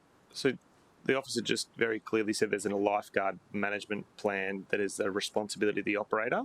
Oh, sorry, the question was in direct response to Mark's answer. It wasn't to challenge him. He said that as an officer, Alicia and Mark maintain overall responsibility. I'm saying if somebody trips or falls or hurts themselves as a direct response to the operating on a day-to-day basis where these two are not there, how are we still responsible? Shouldn't there be a transfer to the operator? They assume some of the risk I would assume, in this model. That was my question. Yeah, it occurs to me that Mark did actually say that the operator does have a responsibility to come up with appropriate plans, but perhaps Alicia could talk about the regulatory function that council will play in making sure the operator does actually meet their obligations for safety. Through Mr Chair, Councillor Doran, so Mark was right, but exactly what you're saying, the operator, whoever that is, has their requirements.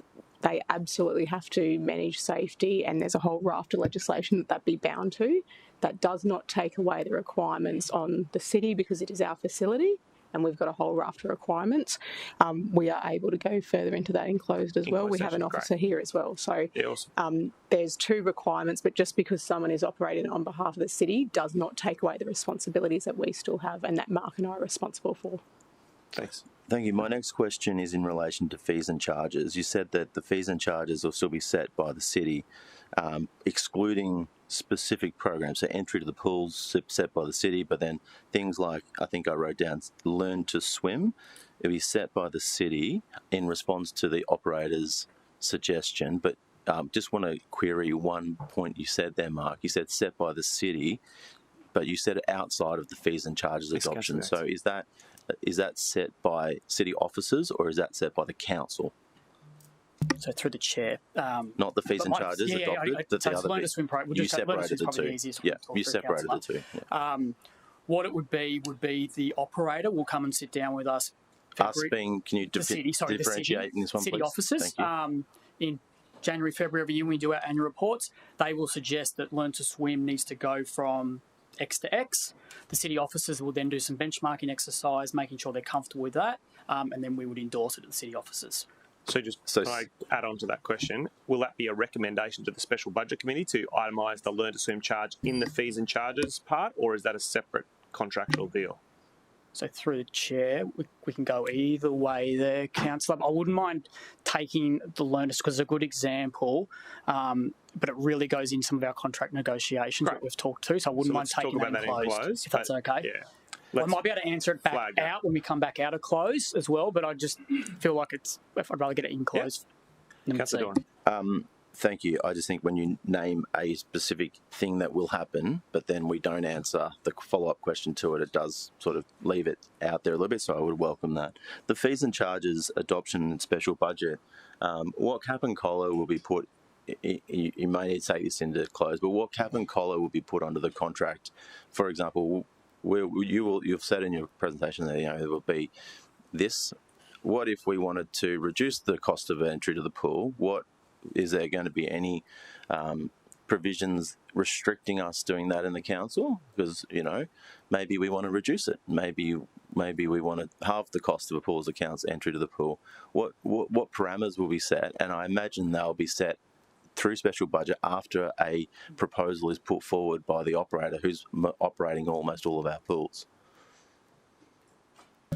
Through the chair. So there's no provisions we've discussed that would prevent us from changing those fees and charges, as quite simply. What we have assumed is the long-term financial forecast increases in fees and charges in the business case. So we've assumed they will continue as per our budget. The forecast in the long term, does it have a certain ratcheting that's been adopted on the modelling? It does.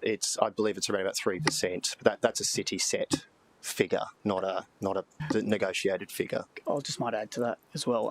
What we've done in that is over the last couple of years, I think we've gone up 5.2% this year, and we may have gone up 4%. We've looked at the last 3 or 4 years and actually gone lower with their sort of modelling. So we could as a council adopt a halving of the cost at a special budget committee. Yeah, through the chair. Potentially, yep. Yeah, cool. My last question while we're in open is the Palm Beach Aquatic Centre opened $88 million facility opened in October 2024. We're now sitting here less than 2 years later. It was under construction for a period. Council endorsed it a long period before that. Why are we sitting here only such a short time after it opened and saying we don't think the model's working? Why wasn't this adopted upon opening? Cool. So I'll answer that one. Great question. And through the chair. Hard to speak because I wasn't in the seat to the specifics of that. However, I know from industry it's extremely hard to outsource a new facility. You've got big defects that you're sort of managing, and if anyone knows Palm Beach, we actually closed some services during times when we were doing defects. The commercial modelling is really hard. Doesn't matter what you do. The pool could have greater demand or less demand than you think. Just to set and operate up with from a commercial model can be really tough. And I'll give you a good example. This time last year, we probably had 4,000 members or close to 4,000 members at Palm Beach. We've now, over the last 6 months, probably settled at about 2,200, 2,300. So it's taken us 2 years to get to where we think is really comfortable from a benchmarking exercise. What I have heard, and as I said, I haven't been here for too long, but I believe there was a decision by the city in probably around the Commonwealth Games time to manage the bigger aquatic centres. So the bigger aquatic centres would have been Southport at that stage, Pimpamar then opened, and then Palm Beach. When that was made, we probably still have the same technology as we still have, Councillor. We're probably using paper registrations like we still are, Councillor. That was probably okay from a community expectation back in 2016 compared to now. The industry has evolved. Our operators have got stronger, I'd say, for the industry. And you have a look at local governments, there's definitely been a shift with local governments controlled in operating pools. So, Mark, you just mentioned some operational challenges that the pools are facing in the faces of paper registration, for example. I mean, before privatising, has there been any, I don't remember seeing a paper come to us to say how we do better at our pools. So what actual initiatives have you taken to improve that before looking to outsource it to another group? Yeah, so through the chair, we've looked at a number. So we've looked at AI. Actually, the city has looked at the AI systems across the pools, which is now, anyone seen the media lately, is getting a lot of media attention, good media attention. We looked at, so we've got a controlled budget within aquatics, and we need to make those decisions within that budget. So we haven't been able to sort of go through new technology. So nothing really. Well, we've also been in this review council for 12 months, so that sort of stuff's like, yes, we need to do it. We'll sit on this review, see where it lands, and then we can make a decision which way we go as well. Yeah, okay. All right, thank you. Councillor Marshall was next, and then I've got Councillor Martin and Councillor Wilkinson. Thank you, Chair, and through you. Look, a couple of these might be for close, so I'm happy to hold them off. We'll work it out, ask what you need to ask, and we'll go from there. The first one is, we touched on it, Councillor Doran touched on it in terms of the modelling and the 22 million over the 10 years. Given that it was broken down to those three sort of components, have we done any modelling? Because my biggest concern is the staff. Have we done any modelling where we, if it's a third, that we retain the staff and what that savings potentially looks like compared to the 22 million? So if we were to maintain existing operations? Almost grandfather in the same agreements that we've got in place at the moment for current staff, knowing that we spoke about the 22 million being broken into thirds. So I'm going to flag that for the people section, which is in closed session. You'll see it in your papers. We're going to touch on that in closed. Okay. And then, that's cool. And then the other, I've got a couple others. Obviously, timing's everything. We've got an Olympics coming up. And I don't want to tarnish all the pools, but I definitely think the Southport Aquatic Pool is our jewel. When teams come here and they want to hire the pool leading into the Olympics, it's different with a private provider as it is with the city. If the mayor or deputy mayor or somebody's going overseas to try and attract teams and countries to come here, it sort of feels like that's harder because a proponent's not going to be doing the same amount of work. I guess it might be for close, but I think that's a good question in open. Can you talk about how a major event would be discussed in the context of any agreement we might strike with any operator? So through the chair, what we have been able to do is provide the operators a 10-year plan of events that we already know. So we already know we've got a couple of major events. They've planned that into their commercials. We've also said the Olympics are coming, as they pretty obvious, and we are going to have a strong agenda on attracting countries, so therefore make sure you put in your commercialing that those 2 years before could have less and have closures. So they've done that modelling for the next 10 years. That still doesn't change when there's a major event that we just announced, which could come, and what we have done in the contract would have a 6-month clause that we can provide up to 6 months for a major event that we could still come in and run that major event with them. Okay, I appreciate that. Thanks, Mark. I guess the other one is the timing now, and again, happy for this to go and close, but it just seems like this could have been done with more community consultation. I think the biggest thing that, I can't speak for all my peers, but for some of our peers, is that we're getting hammered for that, and we've got community consultation in certain aspects but not all, and they feel, I know that hopefully those people are watching today, but that what's the rush? Could we have gone to community consultation to discuss what the community wants given their community pools? Is there a definite line in the sand that we have to get this done now? Can this date be pushed back and we go to community consultation? if the deal's that good, the community will be on board as well. And I can't imagine any proponent wants to move in if they could read the hate that's online, what's going on at the moment. So I felt like if we went to community consultation, it's a win for everybody. So I guess it's the timing. Does it have to be done now? Could we do community consultation? So through the chair, I'll answer it more in detail in closed. What I can say is the contracts of the 4 managed pools all expire the end of August. That's sort of the trigger. We have extended them to the 1st of December. So probably that's one of the reasons. Existing contract duration is what's prompted us to review holistically. Correct, Chair. Does that answer your question? Existing contracts. Existing contracts with the pools that are already with their current Yeah, so because we have to renegotiate the contracts, it's been timely for us to be able to, hey, let's take a look at the whole thing. Yep. But it's not forced upon us then to do the 4 council pools on a new contract. It's just that would make it tidier if you wanted to go with one proponent. You wouldn't have to do that now. If you wanted a standardised model, it would make no sense to negotiate a contract with someone who's an existing provider of services at one of our outsourced pools. That's what the timing. Your question was about timing.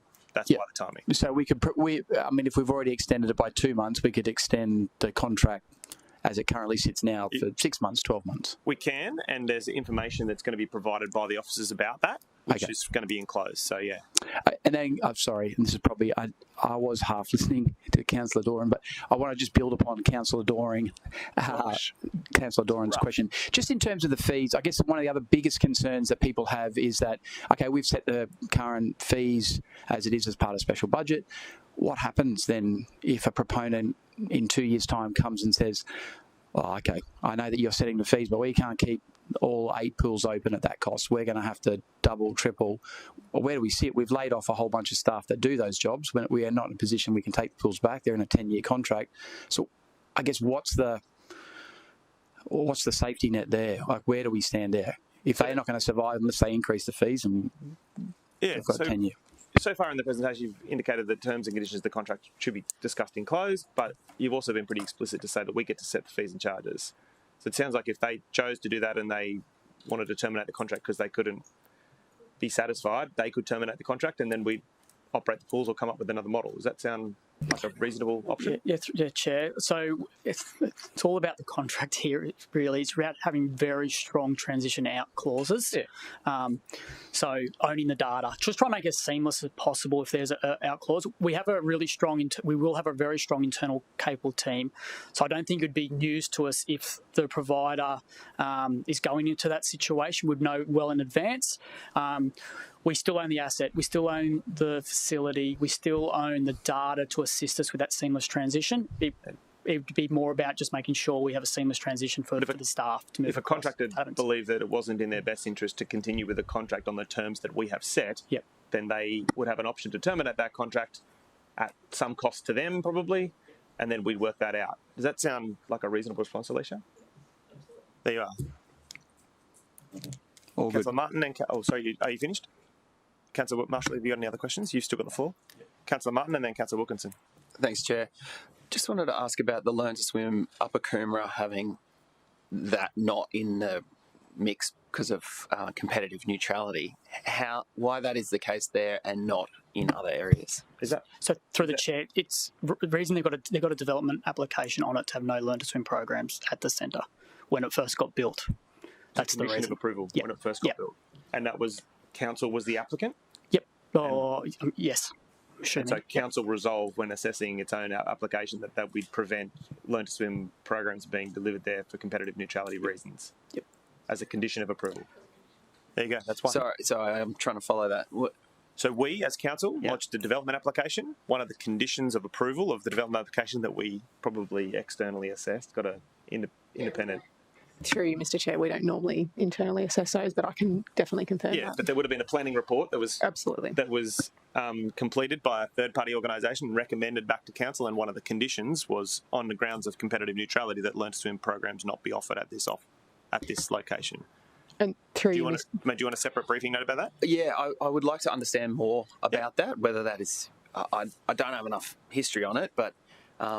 We can obviously lodge a change. I'm just scratching my head as to why Learn to Swim wouldn't be consistent across all can you provide a briefing note to all councillors? Absolutely, through you, Mr. Chair. And Councillor Martin, happy to do that. And that will run with the land use as well. So that's why that continues on. So we'll provide you a briefing note. It's like a standard. And we can get you a copy of it too. Thank you. Fines Council. Do you have other questions? Yep, just on Palm Beach Aquatic Centre, which is probably the best one, I think, not Gold Coast. Councillor Martin.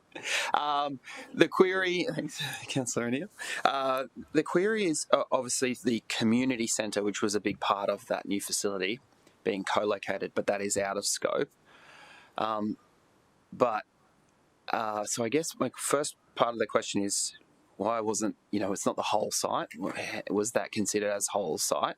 But also, have you worked through the operational considerations, given there's a function centre in there that has access? A big selling part of that is there's a barbecue deck and it's straight access out into the aquatic centre. So I'm just trying to understand how that would work. So you're asking for the scope of management? Like what two areas parts, of the facility? 2 parts. Why wasn't the whole site considered in totality? And if not, operationally, is there any? How are we going to overcome that issue at Palm Beach? Seems fair. Yep. So through the chair, so community centres across the board were not considered part of the scope for any community centre, because at this stage we believe the delivery model's the best for the community in that space. We deliver the programs consistently and speak to the community, make decisions on what goes into there. So we kept it as it was. Regarding the operating, we're working through matrix at the moment, responsibility, who does this, who does that. As I said, that is contract negotiation, and we are in that, but we are across that.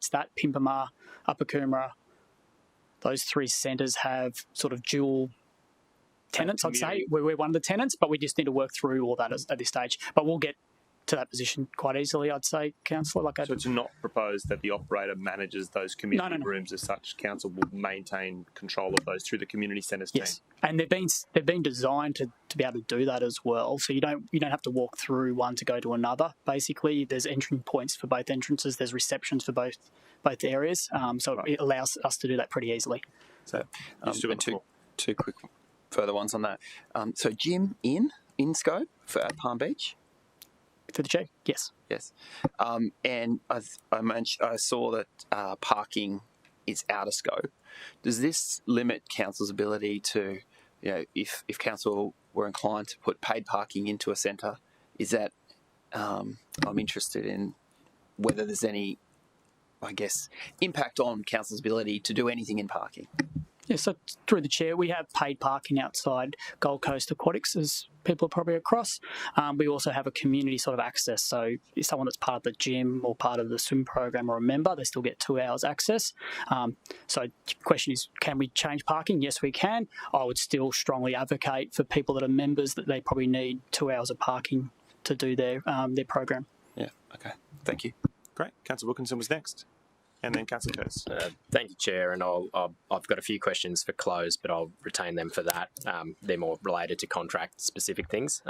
Firstly, I just wanted to also thank officers for doing this in open. I think it's important that the public, given the heightened sensitivities around this I've seen personally, I think it's a fair thing to do and to actually give them a little bit more insight as to what the conversation is actually entailing. My first question, I guess, leads back to what Councillor, I don't know if it was Martin, apologies, that touched on it, it might have been Marshall, in relation to the community engagement piece. I feel like, again, I've got the question, and it comes to this, is it simply not a resolution of council, all pending the renegotiation of existing contracts, that we could simply resolve to go back to the community to do more specific targeted, I guess, community engagement, should we wish it? Is that the process? So, in general, just general terms, council can resolve to do whatever we want to do. Yep, that's the implication in relation to timing, which was Councillor Marshall's question, relates to the expiration of the existing management contracts. Yeah, that's what I referred to when I said will we do that? Yep.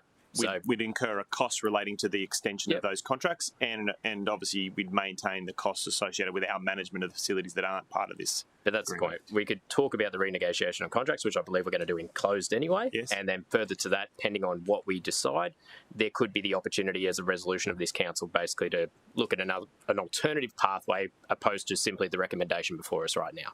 Yeah.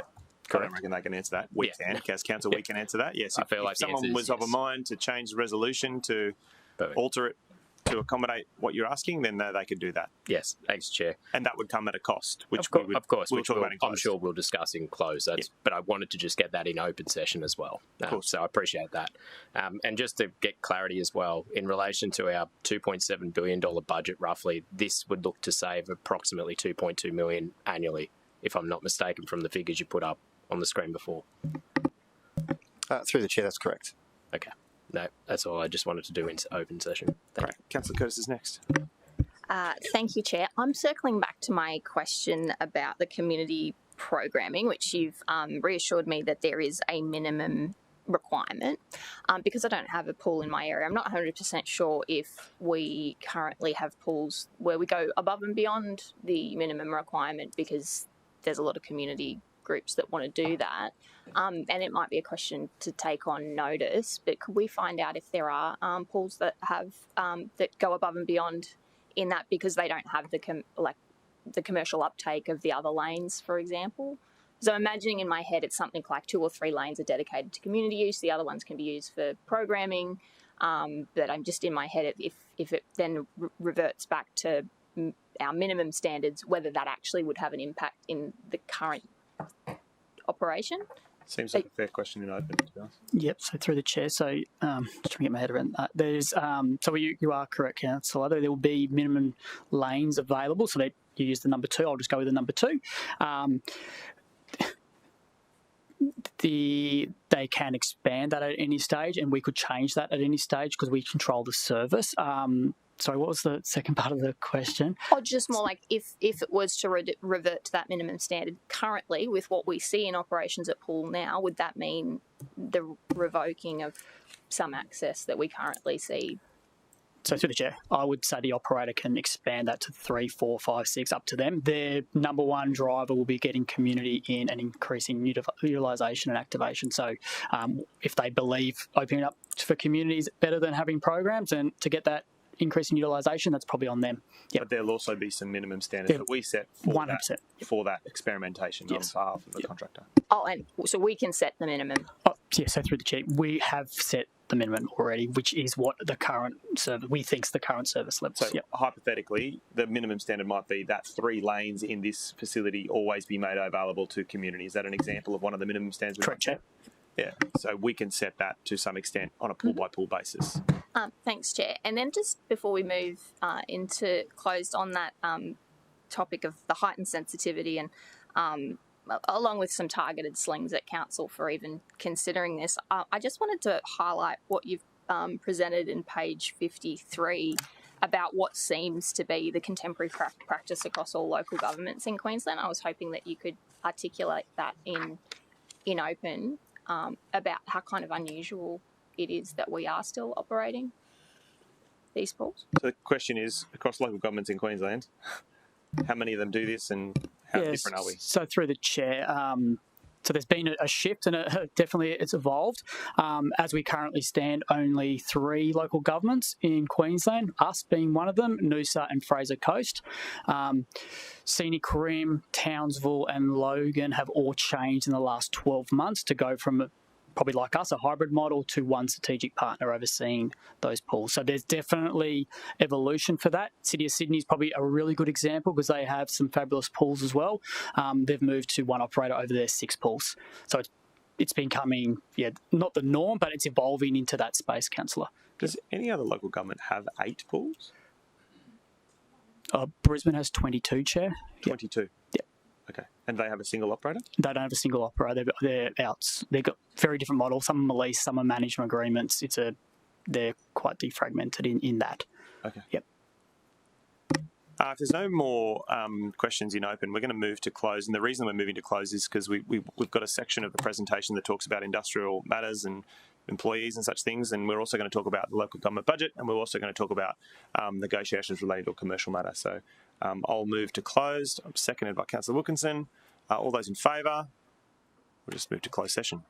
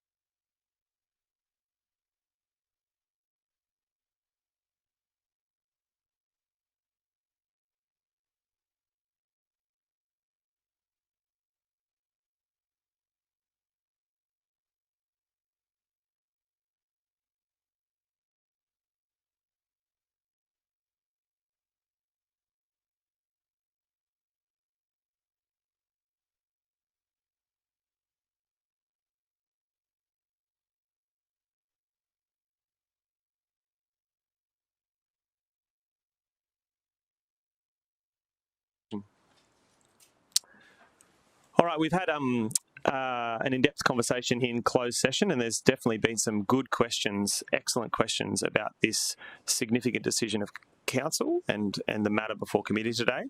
We have a motion that I'm going to move that is an adjustment from the officer's recommendation that includes some additional assurances that visitors to the committee and members of the committee proposed today. I'm going to move that and ask for a seconder.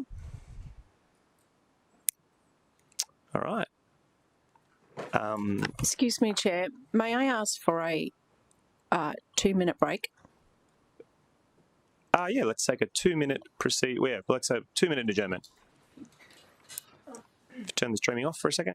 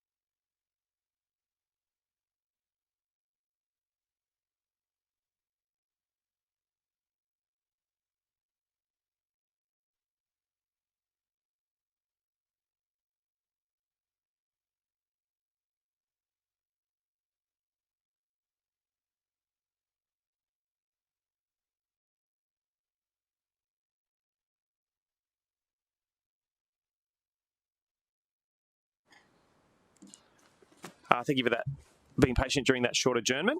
The motion has been moved by me, and Councillor Fowler will second the motion. I think reluctantly and for debate. Thank you, Chair. And I could just clarify, I'm seconding the motion because I think we've had some really great debate that's happened in closed, and would love to see some of that debate actually happen for the public's benefit as well. So for the purposes of the motion being live, so we can have that debate, I've seconded the motion today. Thanks, Councillor Fowler, for that clarification. So in opening remarks, I would say that I'd start by saying, thank you to the officers for putting together a significant piece of like a report or a significant review of our aquatic centre operations. For those watching at home, what is the context of the matter is that we have 8 aquatic centres across the city, 4 of which are managed by council staff and council administration, and 4 of which are managed by external operators. As we approach the coming 12 months, for those 4 externally managed aquatic centres, the contracts are coming up for renewal, and so quite appropriately, some 12 to 18 months ago, probably also maybe even 2 years ago, we started a process of reviewing what we might do post those contracts coming to their expiry. That has resulted in the report that council or committee have considered today, and the recommendation of officers is to move to a future service delivery model that engages a single strategic partner managing all 8 aquatic centres. Council have heard today that there are significant operational savings that can be offered through that single strategic partner model, and also additional services that can be offered in a more competitive environment with the broader community. As any member of the public would know, council aren't the only provider of pools and aquatic centres. You can learn to swim in lots of different places. There's lots of places you can teach your kids to swim. There's lots of places you can, go and have a swim or play sport, water sports. Places like Bond University or even schools like Somerset College and other large places have clubs that you can swim at. And so we are, as council, operating in a pretty competitive environment when it comes to accessing pools. But it should be said as well that the community expect council to run their pools and to run them in a way that's affordable for everyday people, and we are doing our best to do that. This council is also very committed to trying to make sure we put downward pressure on rates, and one of the ways we can do that is by finding models that enable us to be more efficient in the way we deliver the services that we do. Today we heard about this proposed model, and it I think has some incredible merit. I think the idea of a standardised service across all our pools means that someone who is a member of the pool in Palm Beach can effectively move house to Pimpamar, and they don't have to rejoin. The same pool membership can be used at any one of those places. In fact, it could be used at any of the 8 providers across the city, and I think that has a significant advantage for us. I also love the idea that some of the weekend programs that are not financially viable for council to offer because of the way the market dynamics work in relation to weekend trade would, by going to an individual operator, those council pools could offer those when we can't offer them competitively unless we subsidise it significantly using funds that are effectively contributed to us by the ratepayer. So I'm commending this to committee today. I appreciate there's been lots of different views, and as the chair, I'll be very keen to hear from anyone whether they are for or against the motion, and give everyone a chance to hear or say their piece on why this matters to them and their community. That's the end of my opening remarks. Would someone like to speak against? Councillor O'Neill. Thanks, Chair, and I appreciate all the work that's gone into the review and the report that's come before us today. I had a lot to do with the planning and the opening of the Palm Beach Aquatic Centre, along with Councillor McDonald, who was the councillor at the time, and Councillor Martin being the councillor when it opened. The community expected a lot from council with the renovation of the Palm Beach Aquatic Centre, and I'm sure the same at Pimpamar. And it was very much presented to the community that it would be run by council. I have had no complaints about the operation of that complex, and I appreciate that some financials have been put to us today to say that council could achieve some savings by going to one operator for the whole of the 8 pools. I think it's still affordable for council to operate some of the bigger centres that they've actually created, and I think it's a really good model. And I think it's affordable for council. So I can't in good faith support this motion today. I believe my community want to see, especially the Palm Beach Aquatic Centre, operated by council. And I know that there's a lot more there's 3 other centres that we're talking about, and I'll leave that up to their divisional councillors to talk about. But honestly, I can't support this today, and I'll be talking against it at council as well. Thank you. Would anyone else like to speak for?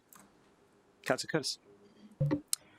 Thank you, Chair. I'd like to start and thank the officers for the presentation of having so much of it in open. It's been a very thorough process that they've undertaken, and it hasn't been a rushed recommendation. It's been a significant body of work.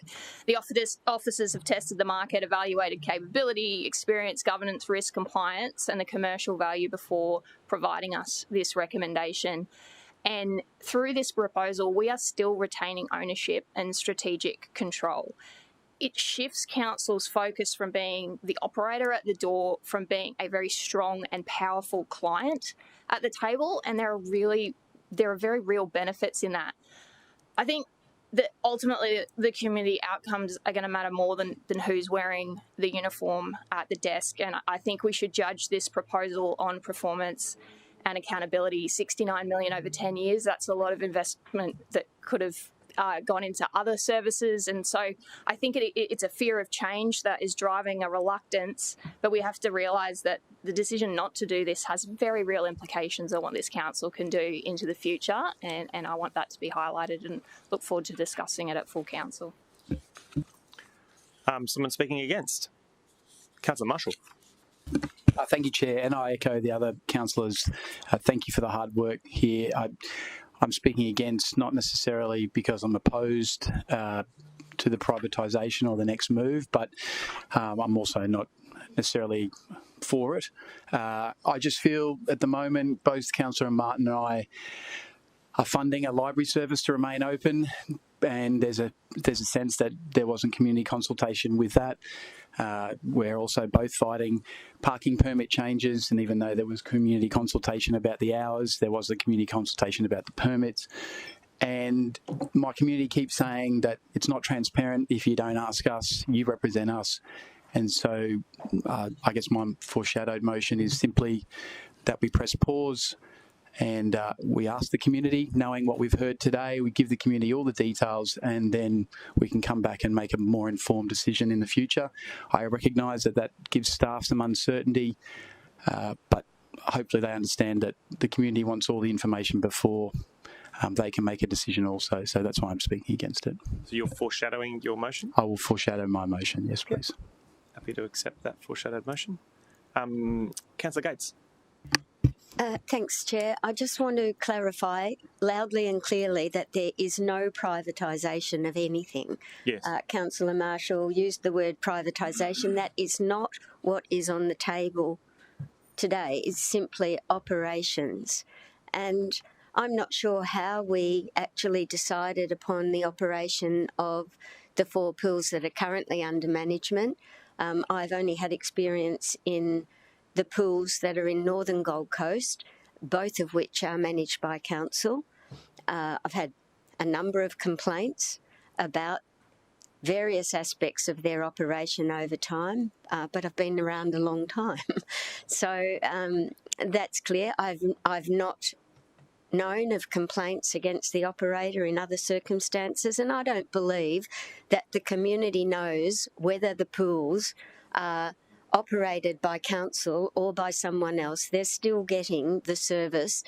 My feeling is, as long as council controls the pricing, the maintenance, the safety and the capital improvements, if we can do all that and make a $27.3 million saving, I don't see how you could vote other than to support that outcome, is my personal view. I'm not on this committee, so I don't get a vote today, but I think it's impossible for any consultation to include the information that's been provided to us today in closed session. That information will not be available to the public. All they need to have confidence about is that the council, in the wording of this recommendation, makes sure that the fees are set annually, that council maintains control to a very large degree, but we get some efficiencies for the ratepayers. I think we often forget it's ratepayer money that we are considering here, and because we just want to have it go as it has gone previously, I don't think that's a good enough reason not to accept the work that's been done to deliver to us the significant savings that have been made apparent today. Thank you, Councillor Gates. Speakers against? Councillor Wilkinson. Thank you, Chair, and I'll keep mine brief. Look, I personally believe that this council's capabilities are still well and truly there to continue on with this hybrid structure that we currently have. I think it's always important to review our operations and contracts and look at what opportunities could be before us. And I thank the officers who did present today. And again, I acknowledge that they've done a lot of this in open, which I think is partly something I'll touch on in a second. My reasons for disagreement towards this recommendation today are pretty simple, and it falls down to things that I just have genuine concern towards in the relationship towards things like future competitive tensions that the city would hold in the relationship of the wellbeing industry space, and potentially conflicting interests or competing interests with other small business operators. That's again my views, and I hold that. I would also like to have seen a level of community engagement undertaken, and I understand the processes how we got here today, and I respect that. But given the time sensitivity around expiring contracts and prolonged staff impacts and uncertainties, I think we should be in a position today where we do say yes and no. I think that's my view as well. And to Councillor Gates' commentary as well, whilst I agree that some information discussed in closed session today is absolutely something that we unfortunately can't share, there was so much provided here and open today that I think the community benefits from by actually understanding what that is actually being discussed. And I think that there would be an opportunity for people across the city to understand it better, should there have been an opportunity perhaps for community engagement to have been undertaken moving forward. So whilst I absolutely believe there are merits in what is being presented here today, you know, I unfortunately, due to the timing of it, I won't be supporting this, but respect councillors' decisions. Councillor Wilkinson, speaking for the motion, I've got Councillor Patterson. Thank you, Chair. I am far more comforted by this proposal after having actually read the report and having attended this meeting today. My real concern was, will there be a drop in community service? I'm not 100% there yet. I can be by full council, but I appreciate we will not have a drop in learn to swim. We will not have a drop in access by residents to their swimming lanes. The only area I'm still not comfortable about is some vulnerability of some of our community clubs, but that is a matter that I already have, a concern I have existing under our current arrangement where we're managing, for example, Gold Coast Aquatic Centre. I went down, I hadn't been to Palm Beach Aquatic Centre before, and I thought before voting on this I should go down there. It was only a couple of weeks ago. What an exquisite asset. It was such a beautiful day. And what I was really probably most surprised about, yes, it was a winter's day. It was a beautiful sunny day. A lot of people at the beach and the park, and there were not many people at that pool.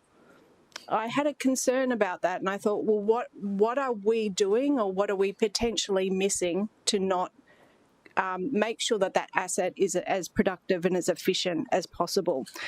I thank the officers for the work on this. I'm not across the line yet, but once I have that comfort, particularly on the community clubs, I'm clear, and particularly with these two additional resolutions that have been added today by the Chair, absolutely explicitly, Council will decide annually every fee and charge, including the citywide membership fee and all specific fees. And also to Councillor Wilkinson's point, which is one that I share my concern about, commercial neutrality and us not competing with small businesses of the Gold Coast. That's not the business of Council. Making sure that Council will have a decision-making power in terms of any new services as well. So I think we've got to a good position, and I just wanted to give my input for today, Chair. Thank you. Thanks, Councillor Patterson. I've got a speaker against, Councillor Fowler. Thank you, Chair, and through you, I think the last 3 or so hours has been really informative, and again echo everybody and appreciate the vast amount of work that's gone into this from city officers. The reason I'm landing at this position today is really across 4 areas. One, I share Councillor Marshall's concerns about there was no community-wide, citywide consultation for whatever reason that may be. I know we can't go backwards, but I do think that that's where we should start in these big public interest decisions that we do make in the city. Secondly, the significant workforce impact, the insufficient evidence that the existing council-run model is failing. I don't think we've got there.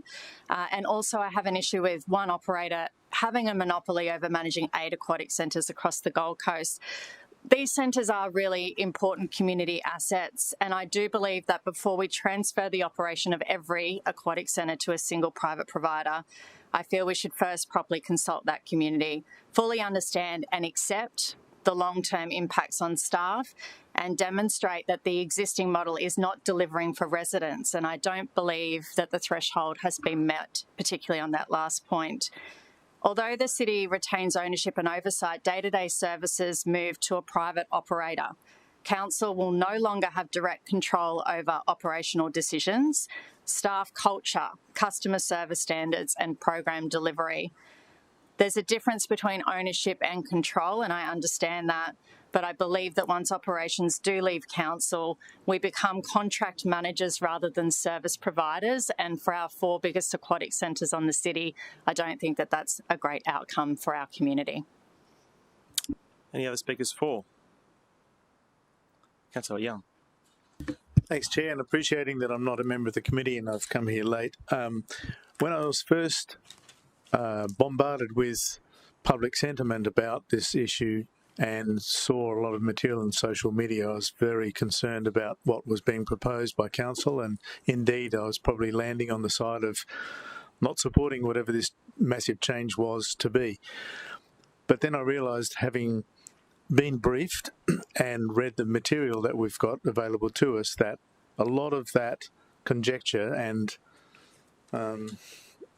assertion was incorrect, and it was very lopsided, and our position here is to land on one side or the other to make a decision in the interests of the city. And so I adopt that position, that there's a broader interest rather than particular groups that may be affected by this detrimentally, and I would imagine and expect that the detrimental impact would be limited and managed very carefully. But I think the overall benefit to the city and its population will come about through the recommendation that's been made to us. And if I had a vote today, I'd support your motion. And if it survives today, or if it doesn't, I'll be of the same intent at council. Thanks, Chairman. It's Councillor Young. Anyone speaking against the motion? No? All right. So in close, then, I will make a few statements. Firstly, I think this debate and this opportunity for everyone to air their views and air their perspective on behalf of their community has been really helpful. And given that there was a moment in the committee where we may have got to not actually having a debate and just deferring to full council, I think this has been helpful, and it'll allow a public debate to hopefully distill over the coming couple of weeks, and each of you as individual councillors will be able to talk to your community about what we've talked about, and we've got this chance over the next week to really do that. You can even refer people to the recording. They can listen to it themselves. They can hear what we've had to say. They can watch the presentation that was primarily an open session, and they can see for themselves the opportunity cost, the opportunity missed potentially, or they can see the opportunity that does present itself with the proposal that we consider today. In summary of that proposal, Mark, one of the leaders in our community venues team, talked about the pools going from a fragmented service delivery to a more coordinated service delivery and partnership model. He talked about going from mixed aquatic operating models and contracts, whereby we have different operators at different pools, to a single external strategic partner delivering aquatic services. And then he also talked about multiple systems and customer interfaces, so each of them having their own CRM and their own computer systems that run who comes in and who, what programs go on, turned into streamlined technology platforms and a consistent customer experience, no matter which pool a member of the Gold Coast goes to. And finally, he talked about council being focused on day-to-day operations, at least at 4 of those centres. And we talked about the new model saying, well, council can be much more focused on strategic asset ownership, contract management, safety, compliance, and performance oversight.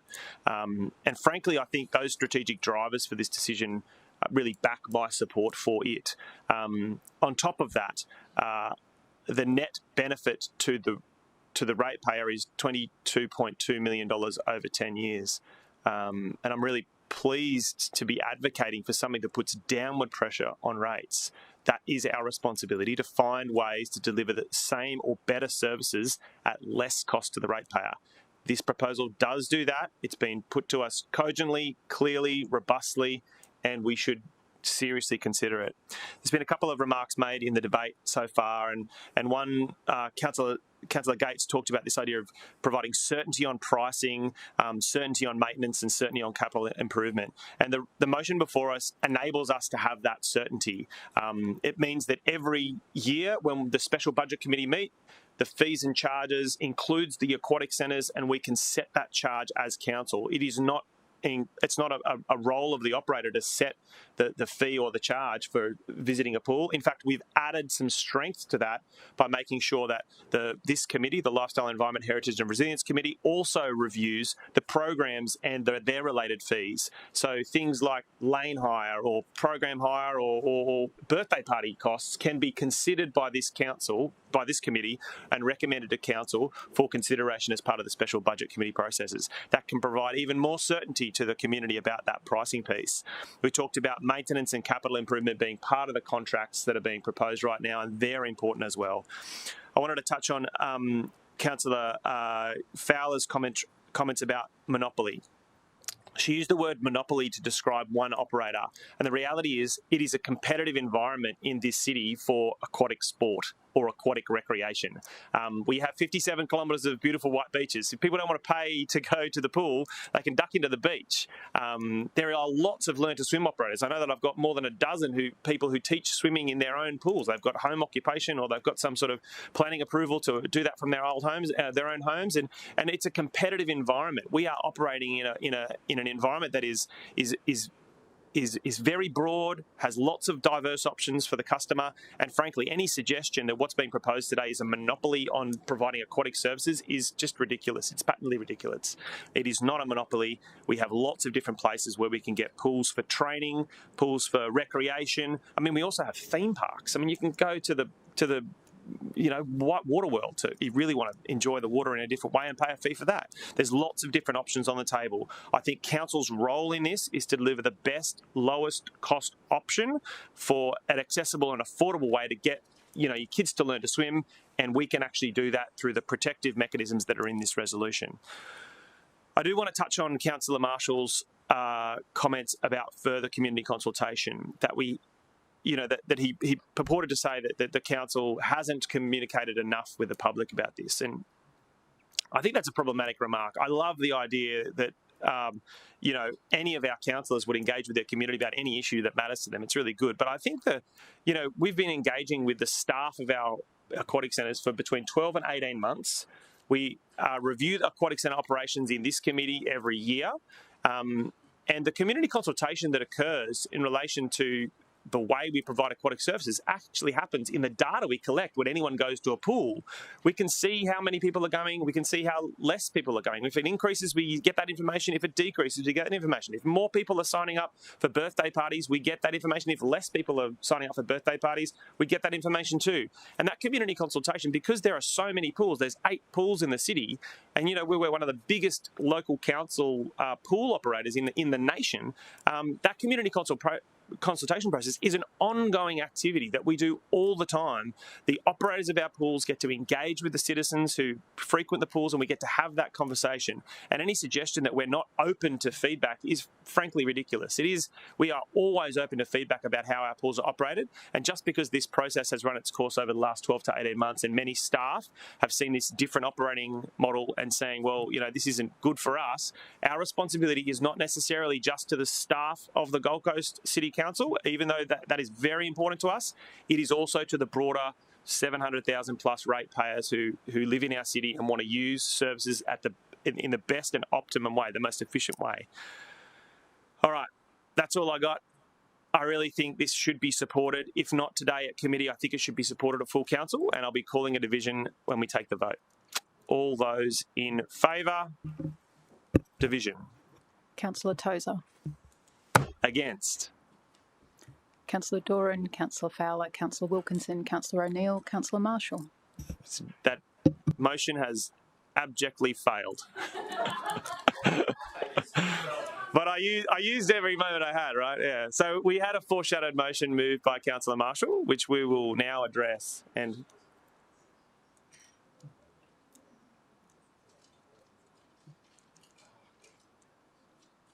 if only I had Councillor Castra to speak, that would have been a song and dance. He's very experienced. He's absent. I saw he moved his apology earlier. So Councillor Marshall's motion has not got a seconder right now, but do I have a seconder for Councillor Marshall's foreshadowed motion? No. Councillor Marshall's foreshadowed motion has lapsed for want of a seconder. And so I will move a procedural motion that the matter be deferred to full council. I don't think I need a seconder, but we might just take it just in case I'm doing it right. Councillor Fowler, thank you very much. And so the motion on the floor then is that the matter be deferred to full council.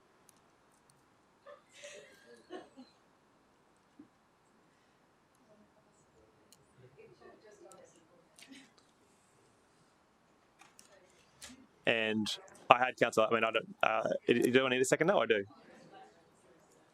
Or Councillor Fowler was seconded. All right, so the matter, given that we don't have support for an original motion, that Councillor Marshall's motion lapsed for want of a seconder, it's a procedural motion to defer the matter to full council. And I'm going to take the vote. All those in favour? 1, 2, 3, that motion is carried.